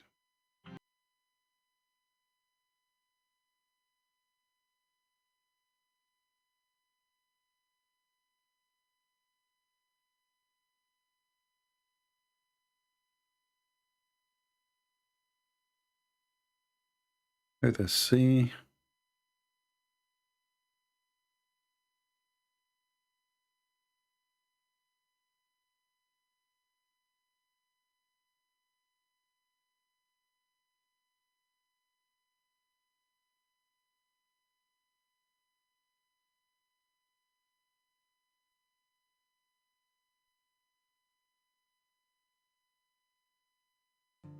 There's another place that God appears to have laid out his plan in advance, and that's in some subtleties, and one of which I'd like to share with you in Genesis chapter 5, a genealogy. The genealogy in Genesis chapter 5 goes from Adam, the first man, down through Noah. And in Genesis chapter 5, if you wade through that, I encourage you to make a list of the names. Adam gave birth to Seth. Seth, Enosh. Enosh, Kenan. Kenan, Mahalalel. Mahalalel, Jared. Jared, Enoch. Enoch, Methuselah. Methuselah, Lamech. And Lamech was the father of Noah. Let's take these names. 10 names. But see, the problem is we need to know what the names mean. And if you have a study Bible or a source, a lexicon, what have you, you know that the name Adam means man. As you go through your Bible, when these names are typically first introduced, most of your marginal footnotes will tell you what the name means. Adam means man. Seth means appointed. Enosh means mortal. Kenan means sorrow. Mahalalel means the blessed God. Jared means shall come down. Enoch means teaching. Methuselah means his death shall bring. Lamech means the despairing. And the word Noah means rest or comfort. Now, let's read that genealogy as a sentence. Man is appointed mortal sorrow. The blessed God shall come down, teaching that his death shall bring the despairing comfort. Isn't that wild? So as you see, it looked like it's names of people, you know. He have his son is etc. You know, and you will find some names are really strange. I mean, his death. Why anyone want to call his son his death? His death shall bring. Why anyone want to call his son such a name? So for us, because we don't speak the language, it appear like names because it's a foreign language, but in reality, it is a message. So when somebody says, where Jesus in the Old Testament? Where is the Messiah who will come as a man? Where is the Messiah will be crucified? Where is the Messiah is going to die? And where is this is a Christianity. This is a Christianity, all of it. It's just in one chapter and a few verses about the sons of Noah. So the ignorant, they think it's name. The learned, they knew what it is.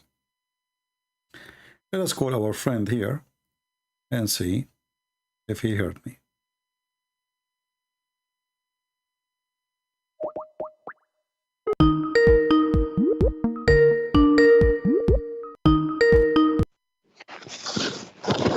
Yeah, hello. Yes, did you watch it? Yeah, I did. Okay, it was very nice. It's not very nice. This is amazing. This is astonishing. You know. So we have a clear proof. That's why I'm saying to you, the names in the Bible are not names. They are not names. They are given carefully, inspired by God, for delivering a message. So this is not a book to talk about the ant speaking to Solomon or Solomon listening to the ant and all those, you know, silly stories. This is a serious book speaking from the beginning about the message and what God he is going to have for us as a plan to save us. So from the first time, from the first, you know, let's say, the days of the existence of Adam, God he inspired for those names to be given. So those who read them, they will know what's going to happen and who is going to send to save them. That God himself, he is going to go down. And this man is appointed man. He is God himself who is going to come to the earth. And his teaching and his death is going to bring despairing, and comfort. Okay, I did not even notice this until now. Okay, right. It's talking about Jesus as well. It is Jesus. Yeah. Yeah. Mm-hmm. So the Muslims, if you ask, the Muslims, like you are a Muslim, what Abraham mean? You don't know. No, we don't know. What Adam mean? You don't know. What Mikael mean? You don't know. Gabriel? You don't know. Israel? You don't know. Because Muhammad religion is a theft. Muhammad religion is a theft. If you remember, there's a video of Didat, and he was making fun of the Bible speaking about Israel or Jacob struggling with the angel of God or with God himself. And he says, what kind of a book he says that? But the idiot, he forgot, because he's ignorant, that the word Israel is that a story. Why Israel? Why Jacob became Israel? There's nowhere in the Quran that says to you how and who is even Israel, right? The Quran mentioned Jacob, but nowhere it's mentioned how Jacob became Israel. No, it doesn't mention it. You're right. So did that because of his ignorance. He forgot by accepting the name, he accepted the story in the Bible. Because the Quran says clearly his name is Jacob. So what happened? How Jacob became Israel? The only answer for that, you will find it in the Bible. So Muhammad, because he's a thief, he stole names, he do not know what they mean. And that's why he is, he got busted, he been exposed. So then this makes me ask you another question, because I'm I'm out. First of all, let's be clear here. You are out of Islam already, right? Yeah, I think so. I mean, you know what I mean. Yeah. Okay. Let's be serious. It's All right. Yeah, I mean, I can lie to people, but you know what I mean. It doesn't make sense. Yeah. Wouldn't be right to even say that, actually. Yeah. Okay. So what do you think of Muhammad now? As long as you are out, that's mean you agree that Muhammad is a false prophet.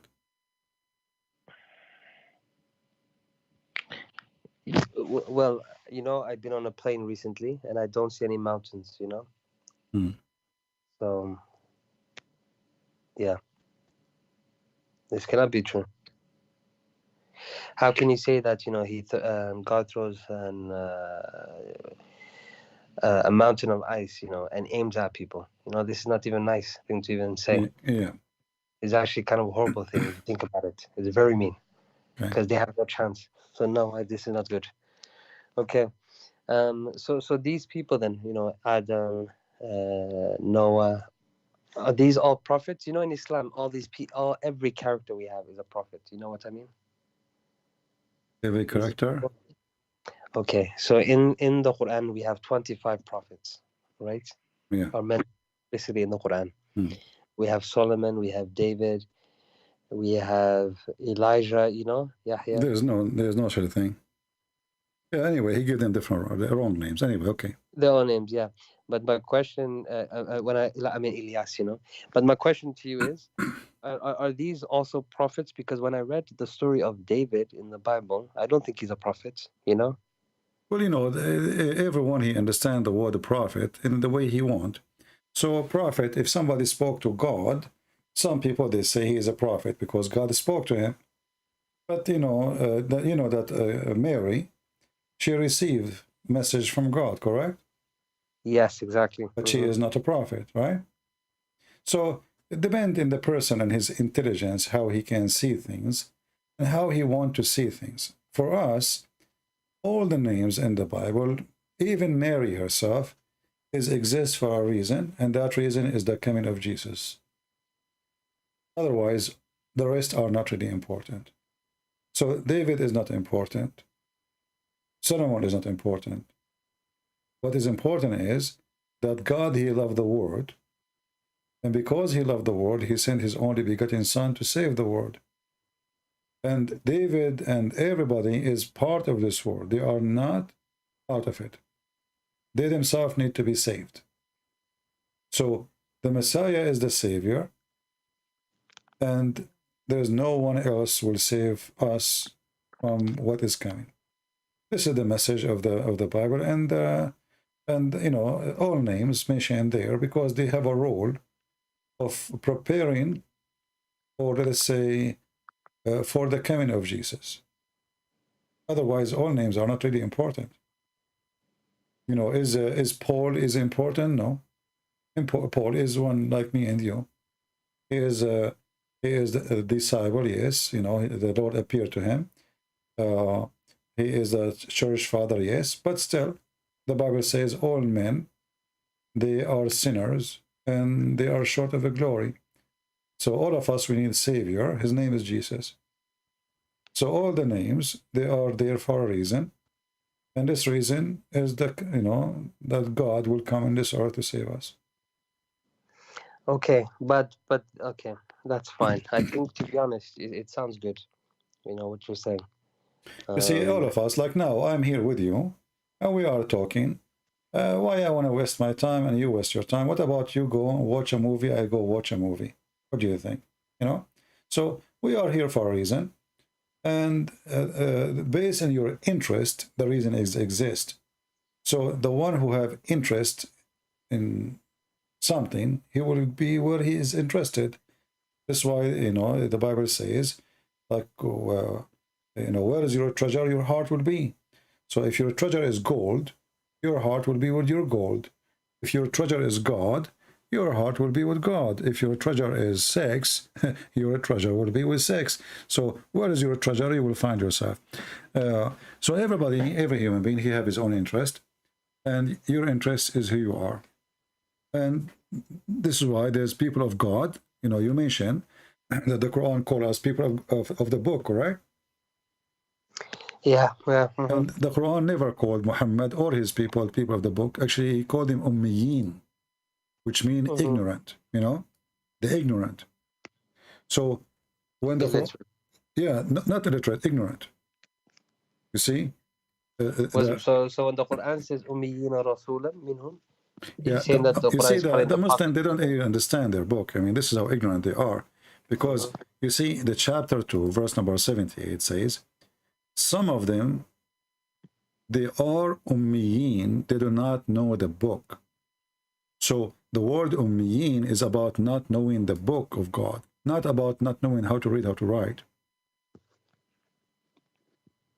You understand? Yeah, I understand. Yeah. So the Quran itself gives definition. The one who do not know the book of God, otherwise it will be funny that all the Christians, they knew how to read, how to write in the time of Muhammad, and that's impossible because, you know, education is not available for everybody except the wealthy usually, you know. You know, a person, not everyone, he will get a chance to learn how to read, how to write. So the Quran says it clearly, and actually this is coming from the Old Testament, the Gomai, the ones who they are the pagan. Here the ignorant is the pagan. So we are the people of the book, and everybody else is pagan. This is the definition of the Quran.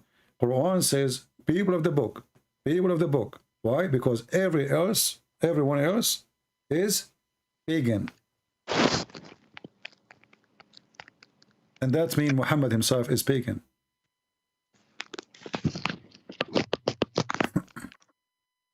Okay. Yeah, I mean, okay. I appreciate your time, and I guess thank you. So what do you think? You know, what do you think? You want to be Christian or what now? As long as you decide to leave Islam, what is left? To be a what? Sorry, a Christian? Yeah. I don't think I'm allowed to be a Christian, you know. Why you aren't allowed? Look, actually, Islam is actually pretty racist. You know this? Pretty racist for sure. It's a white supremacist Arab cult. Okay, and I'm not white. Now, I don't know about your religion, but I don't know. Well, I just told you that Jesus, he loved for God, he loved the word. God, he loved the word, so he sent his only begotten son. What does that mean but to you? He's only talking to Jewish people. You know why? No, love the word. When the disciples, they went and they spoke in tongues, And even this miracle is mentioned in Islamic books. Why the disciple, they will go to Ethiopia? Why they will go to Egypt? Why they will go to India? Why they will go to everywhere? If they are racist, they will go only to the white, especially they themselves, they are white. So you're telling me Jesus's own disciples went to India and Ethiopia? Exactly. One of the oldest churches, actually, one of oldest churches is Indian church, I think, in Calcutta, where one of the disciple of Jesus, and the same for the disciple of Jesus went to Egypt. The Egyptian and the Ethiopian, they are one of the first. The first church was in Antioch, but as known as a church, but the most well-known ancient churches from the beginning, it was in Africa and in India. You mean North Africa, or you talk about Ethiopia? Ethiopia specifically, but Ethiopia is a huge, Ethiopia is an empire at that time, Yeah. Ethiopia was all the way actually before to Yemen, not only Ethiopia today. That's why you see that the Yemeni, most of them, they look Ethiopian. And if you go to the Bible too, if you go to Galatians chapter 3, verse number 28, it says, there is neither Jew or a Greek, slave, neither a slave nor free, nor there is male or female, for all of you are one in Christ Jesus. So the Bible makes it so clear that in Christ there's no ethnic, there's no slave, there's no free, there's no Hebrew, there's no Greek. Your citizenship is not exist. What is exist is your unity with the Messiah. And this is in the Bible. Okay, and when we die, then what happens? In Islam, you get women, whatever. You don't get this. No, in heaven, in Christianity, the heaven of God is the holy kingdom of God. And because it's holy, we will have different level of happiness. You see, when we say God, if God can make me enjoy food, right? He gave me something in my tongue, very complicated chemical, connected to my brain to make me taste food, correct? Yeah. Can't he give me something even way better? For sure he can. So what he will give you in heaven have nothing to do with physical happiness, because at the end of the day, actually, all happiness is in the brain. It's not physical. Everything you do is a message goes to your brain, even when you have sex. So it's your brain actually will have orgasm. It's your brain who tastes the food, not your tongue. It's your brain who feel the sadness and make your tears come, or your brain will make you cry again from happiness. It is the brain. So can God, who made us happy for less things, can make us happy in different way, in higher level? For sure he can. So Jesus, he said, he will, she, they will not be, they will not get married, because they ask him about, okay, this woman, she marry multiple husbands. Who's going to have her in heaven? He said, he and she, they will not get married. They will be the same, the likeness of an angels. So what Jesus, he meant here, angels have no needs. They don't sleep, they don't drink, they don't eat. And those are needs. So with Jesus, you are free from needs. And that by itself is heaven. Imagine you have a car, you can drive forever. You never stop for gas. You never have a flat tire, and you never need to rest from driving. So with Jesus, you will not be addicted to sex, physical needs, because in Islam, you are going to be addicted more, subjugated more to your needs. You will have a river of wine, a river of milk, endless private part, a lot of women to sleep with. With the Messiah, you will be a child of God, and you will be the same as an angel. And that is something I cannot explain to you, because I cannot explain happiness I did not feel yet. I have to be there and then we can talk about it. So if you accept the Messiah, God is winning.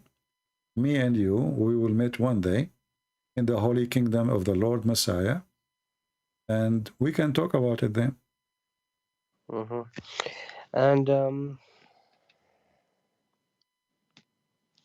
sorry, I'm getting a bit emotional. Sorry.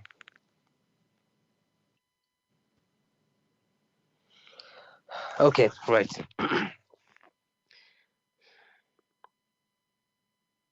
Okay, what does it mean to be a Christian? You know what I mean? Well, the Messiah, he answered that. He says, you know, love your enemy. So with the Messiah, you know, you learn about love. Love is not just a word to say, and love is not sex, and love is not loving food. Love is learning how to forgive. Love is learning how to give. Love is learning how to give without expectation from others.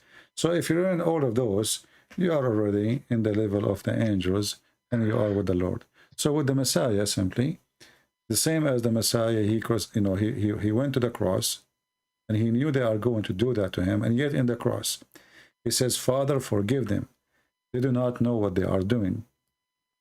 If you can reach a little bit of that point, then you will learn what love is. He loved them to the point he asked for forgiveness for them, even though they are crucifying him.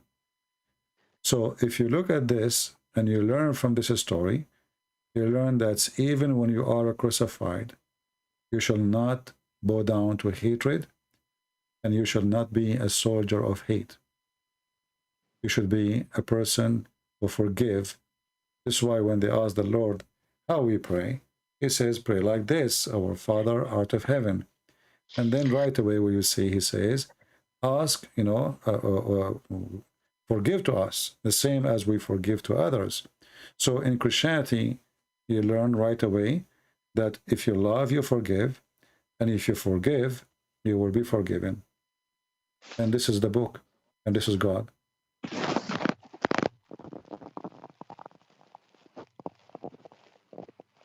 Okay. Sorry. What I really wanted to understand is this. Okay. For the last 10 years, right? I haven't missed one prayer. So how do you guys pray? We just did. You see, anything you come from your heart to God, it's a prayer. A prayer is not a ritual and should not be a ritual. Prayer is something coming from your heart to your maker. Say as you wish, speak as you wish, but never wish something ugly and evil. Wish love, wish forgiveness, wish decency, and you are praying. Very simple. There's no need to, go line up together. But we can, like in the church, we gather and we pray and we, we sing to the Lord too.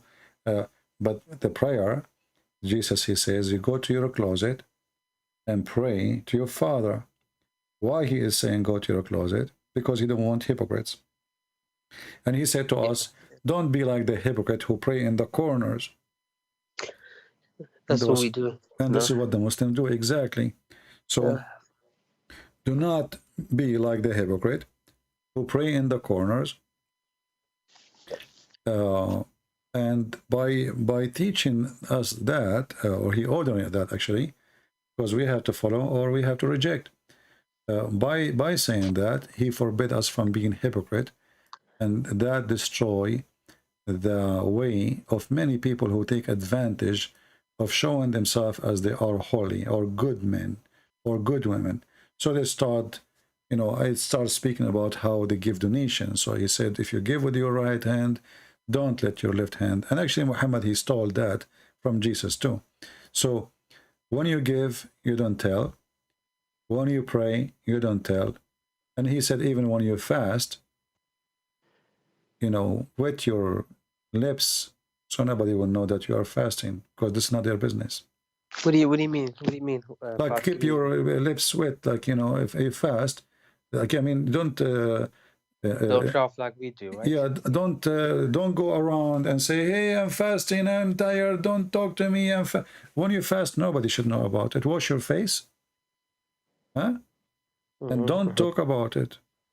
Don't go around says I'm fasting, and you know, if you fast, So you guys do fast, huh? For sure, actually, we fast men more than anyone, for sure, independent in the church. Like as an example, the Orthodox, they have, this is a must. There's the before the Christmas, and there's the one before the Easter. Total will be almost 90 days of fasting every year, and then there's fasting every week. You know, but this is dependent on you. But however, it's not a must to fast. As we said, it's not a must to pray too, because it have to come from your heart. A person, he forces himself to pray, he is not praying. A person, he forces himself to fast, he is not fasting. A person, he forces himself to give donation, he did not give donation. You give it to him because maybe somebody forcing you. You know, you are ashamed of yourself in front of your family. You know, you are cheap, you are not giving, you are not helping. So you give, maybe in front of your kids, you want to show that you are a good guy. Or you want to show you are a good guy, so you pray in front of them. So it has to come from your heart, and whatever comes from your heart is you. Yeah. Yeah. This is why the Messiah said, from their fruits you shall know them. In order for the fruit to be your fruit, the fruit comes by itself. You cannot force a tree to make fruit. Yeah. Okay. Okay. And why do you call him Father? Why I call him Father? Yeah. You see, because in the Quran, as an example, we see that the Quran says, وَمَا خَلَقْتُ الْإِنسَ وَالْجِنَّ إِلَّا لِيَعْبُدُوا. I created not the human and the genie except to worship. In the Bible, no.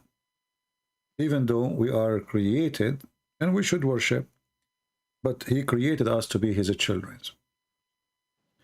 So, because God, he loved the world, he sent his only begotten Son. The begotten Son, he come to this earth and he called us brothers. So who's our Father? God, okay, the Maker. It's good. Yeah. So, I forgive. So that means when I pray, for example, it says here, I'm sure you know this anyways, Matthew 6:9-13, you know, it says, this then how you should pray. You know, when he said like, our Father in heaven. Yeah, that's what I'm saying to you. I would say the same as well, or I would say our God. You can say the same, you know, if you like. You know, the reason that prayer, he's just telling them what is included in your prayer. It's not about exactly you say the same, but you can pray the same. But it's what is included in your prayer. Like asking for forgiveness, and at the same time you forgive. And I can do this in my language, correct? In any language. Yeah, okay, this is good. This is good. God, he understands any language. He is God, you know? Okay, now, very simply, you know, I need to obviously go back, read the Bible again, you know?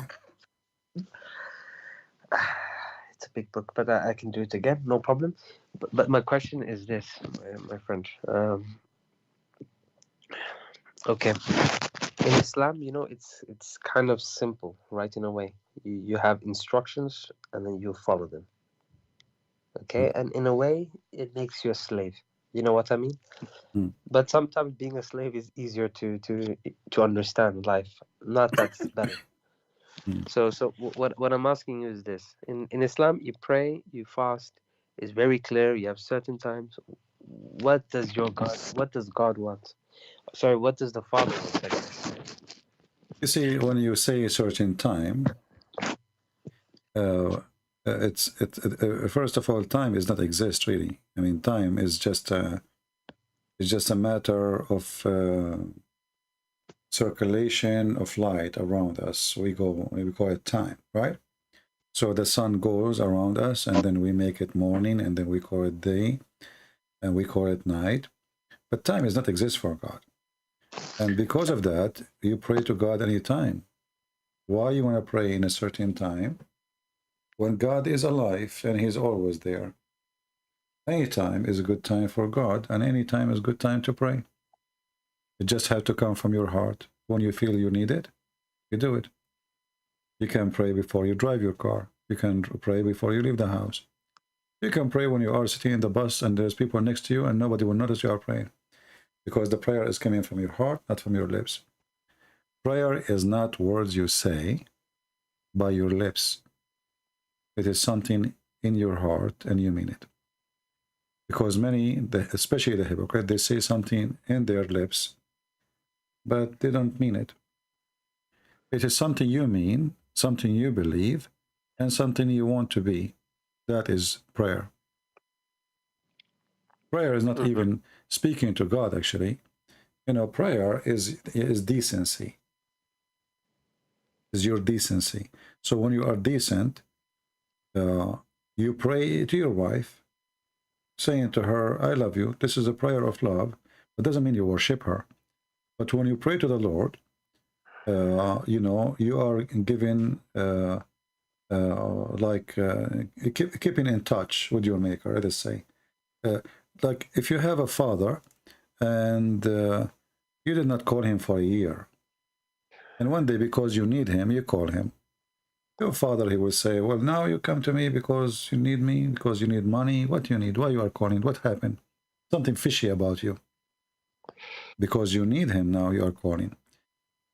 Many people, they do that. They forget about God as long as they are healthy, they are wealthy, they are young.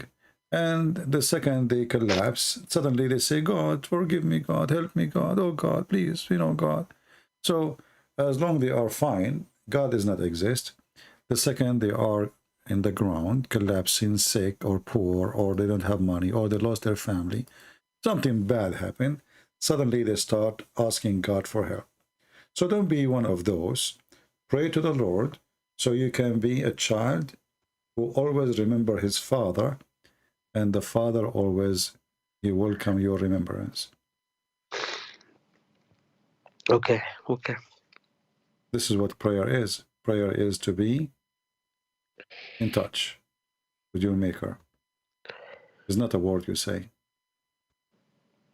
It's a feeling you live. It's like you are in love with a person who you believe he is your provider, he is your protector. He will do anything to save you. He loves you. You know? How you can return love? You return love by love. Okay. Sorry. I don't know. I feel like you are crying. But, you know, I mean, it's okay. Don't, you know, it's good to have heart, not to have a rock inside. God love. Yeah. God is Crying love. because And of the sins I committed, you know? all of us, we commit sin. Who says to you, I'm better than you? Well, you don't know me. You know, you have no idea you are talking to whom. No, but I know me because I've been worshipping a false god.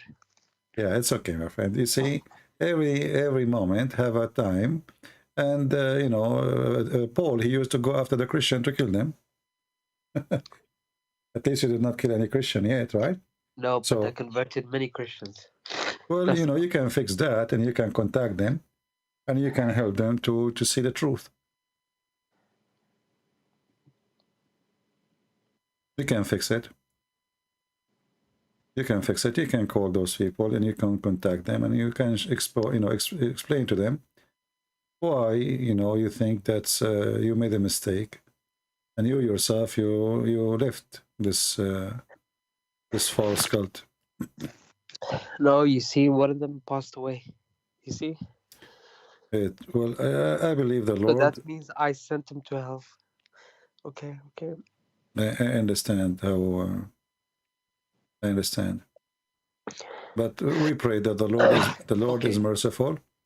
We pray that the Lord is merciful, and He knew that by your heart, you know. Now you do not know that it was wrong. When you did it, you thought it is the right thing.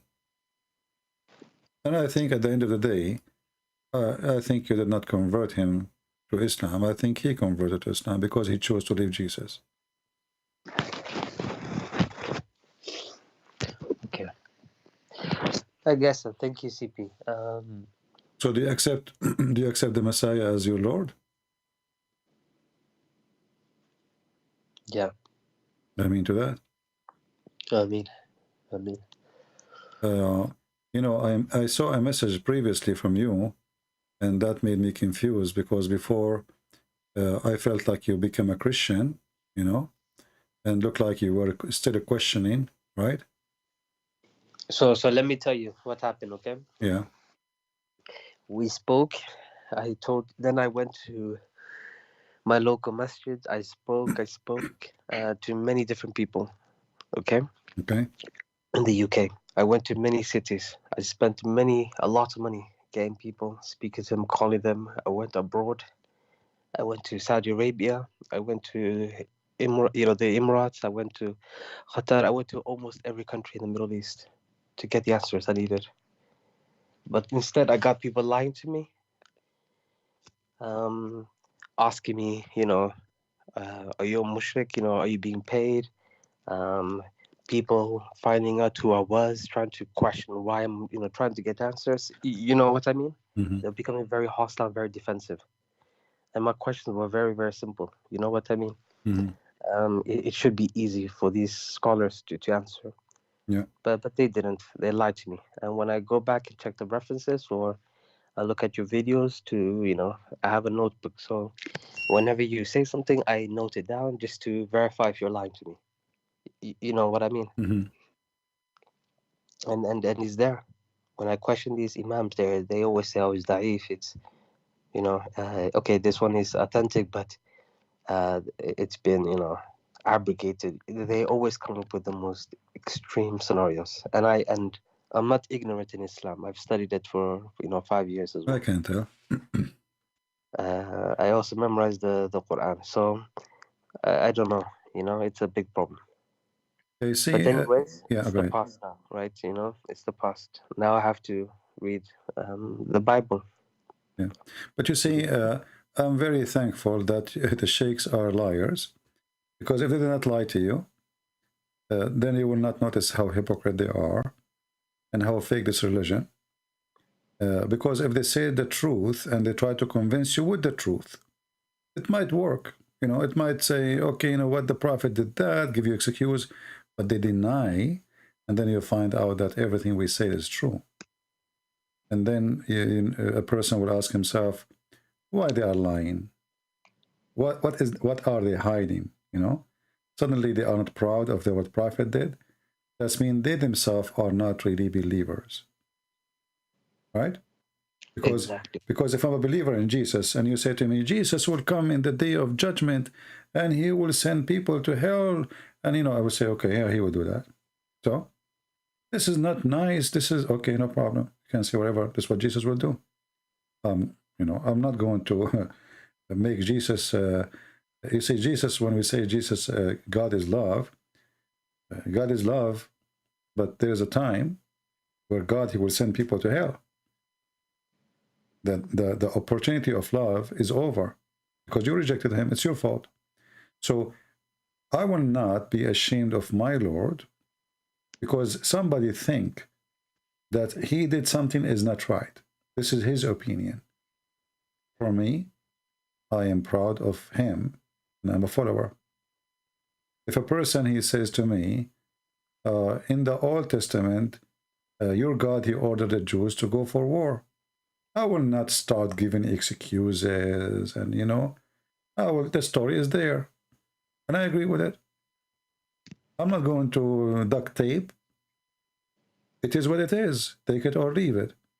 Exactly. So a true believer is not a person who duct tape, because only those who duct tape, they are ashamed. That's why they are using duct tape to cover it up. And a person who is ashamed of something, practicing taqiyya, he is not a believer, and his God is not true God. Okay, Christian Prince. Okay, just okay. But what's? No, that's okay. No worries. Thank you for your time. Well, you're welcome, my friend. I'm happy for you, and be our guest always. You can contact me if you want to call and ask question. I will be happy to have you. And you can invite those people who you convert to Islam to join. They will leave. They will leave. I need to contact them. Yes, you're right. Yeah. All right. Well, thank you very much. And may the Lord bless you and bless your family. And we ask all the Christian here to pray for our brother here. I'm not going to say his name. We pray for him. We pray for his family.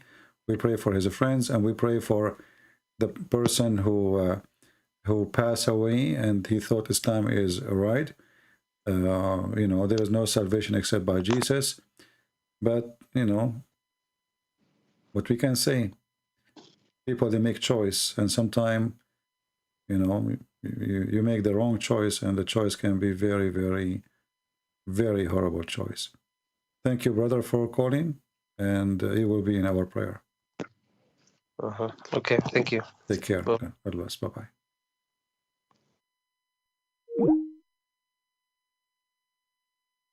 All right. Actually, I lost my voice. And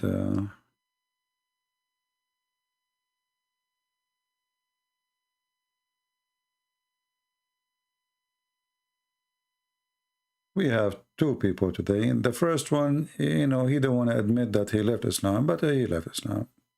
The second one is smart. He studied Islam very well. And he, you know, he cannot deny it. He cannot, you know, he cannot duct tape no more. It's about decency. It's about how honest you are with yourself. God is good, and God do miracles. And God today, he washed his heart. It's not me. I'm just trying to help. It's God who open your heart. And the Lord, he says, knock and I will open for you. You did knock, he opened for you. I'm just a brother who is trying to help.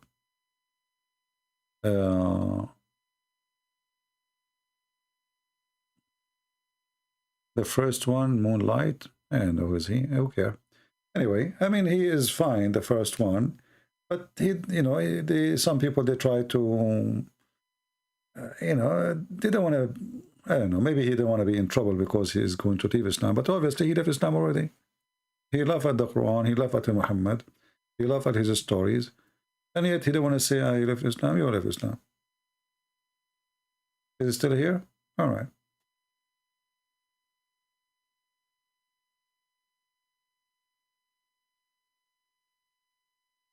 Okay, you read the Gospel and the Quran. Why you want to read the Quran? You did laugh at the Quran already. Why you want to read the Quran? And yeah, you know, the problem is if you read the Quran, you will die laughing, my friend. The Quran is a book of, you know, it's good, read the Bible and read the Quran, because the Bible will make you close to God. The Quran will be like a comedy time. You know, sometime when I'm driving my car, I remember a statement a Muslim, he says to me, like it comes to your head, and I laugh, you know. So if you are with me, you will be wondering why this guy, you think this guy is crazy. Why he laugh now? Nobody's talking, you know. Because Islam is a comedy. Islam is so silly. Islam is so stupid. So you remember how Muslims, they try to defend Islam in a certain moment, and it is it's a piece of comedy. Like last time we have this guy Ultimate, you know, from Senegal. He called me and he is so upset, and he said, I did not say to you that that he did not take anything from the Quran. I said he did not take anything was from the Quran. He took from the Quran what it was not in the Quran. Suppose now he's fixed it. So there's a lot of comedy come with debating Muslims. I feel sorry for them. They are, you know, trying their best. It's a disaster. You a person pray, you bow down, you worship this God, and the Prophet is amazing. And then you talk to this guy, his name is Christian Prince, and you will find that your Prophet is a scumbag. He is not good man. He have no zero ethic. He belongs below zero. You know, he's a treason ethic, and his God is a stupid God. And you find the Quran is a stupid book. And that is really a disaster. That will bring stress. That will bring a lot of sad moment for a person who really truly believes. But the truth is the truth, and the truth will set you free, the Lord said. And today, our brother here, the truth set him free. So I want to say, guys, thank you very much for being here. We will change the title. The title is not anymore about community trial. And if you are wondering why this title is saying that, because somebody asked me to create a community and make a membership so people can join and they will give me money. And my answer, no. My work is going to be always for free. I will never charge a penny. And the Lord is my provider. So I want to say thank you all for being here. May the Lord bless you all. We pray to our brother. We pray for the Muslims. We don't want to hate them, because the second you hate, it is the same second you fell in the trap of the devil. And Muhammad is the devil. He wants us to hate the Muslims, and he wants the Muslims to hate us. And then we end in bloodshed. And the only one who will be having party is the devil. God is love, and the best of us is the one who loves more, not the one who hates more. In Islam, the best of them is the one who hates more, not the one who loves more. Because either you take the side of the God of love, or you take the side of the God of hate, and that is the devil. It's your choice. Thank you. God bless you. And see you soon again. Don't forget to download the videos and share them with your friends. Until we see you soon again. Christ is Lord. Islam is a scam. And we prove it every day. Take care.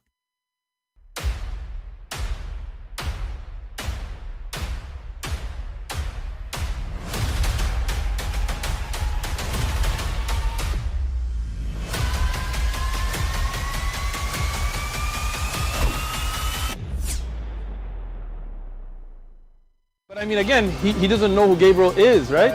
Because he didn't come from an Abrahamic faith.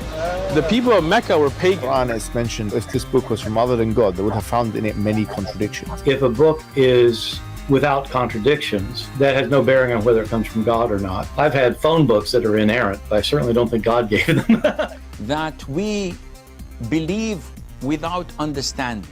The brother asked a very important question, that most of the scholars say that listening to music, watching movies, and most of the television programs, they're haram. So how can we have fun?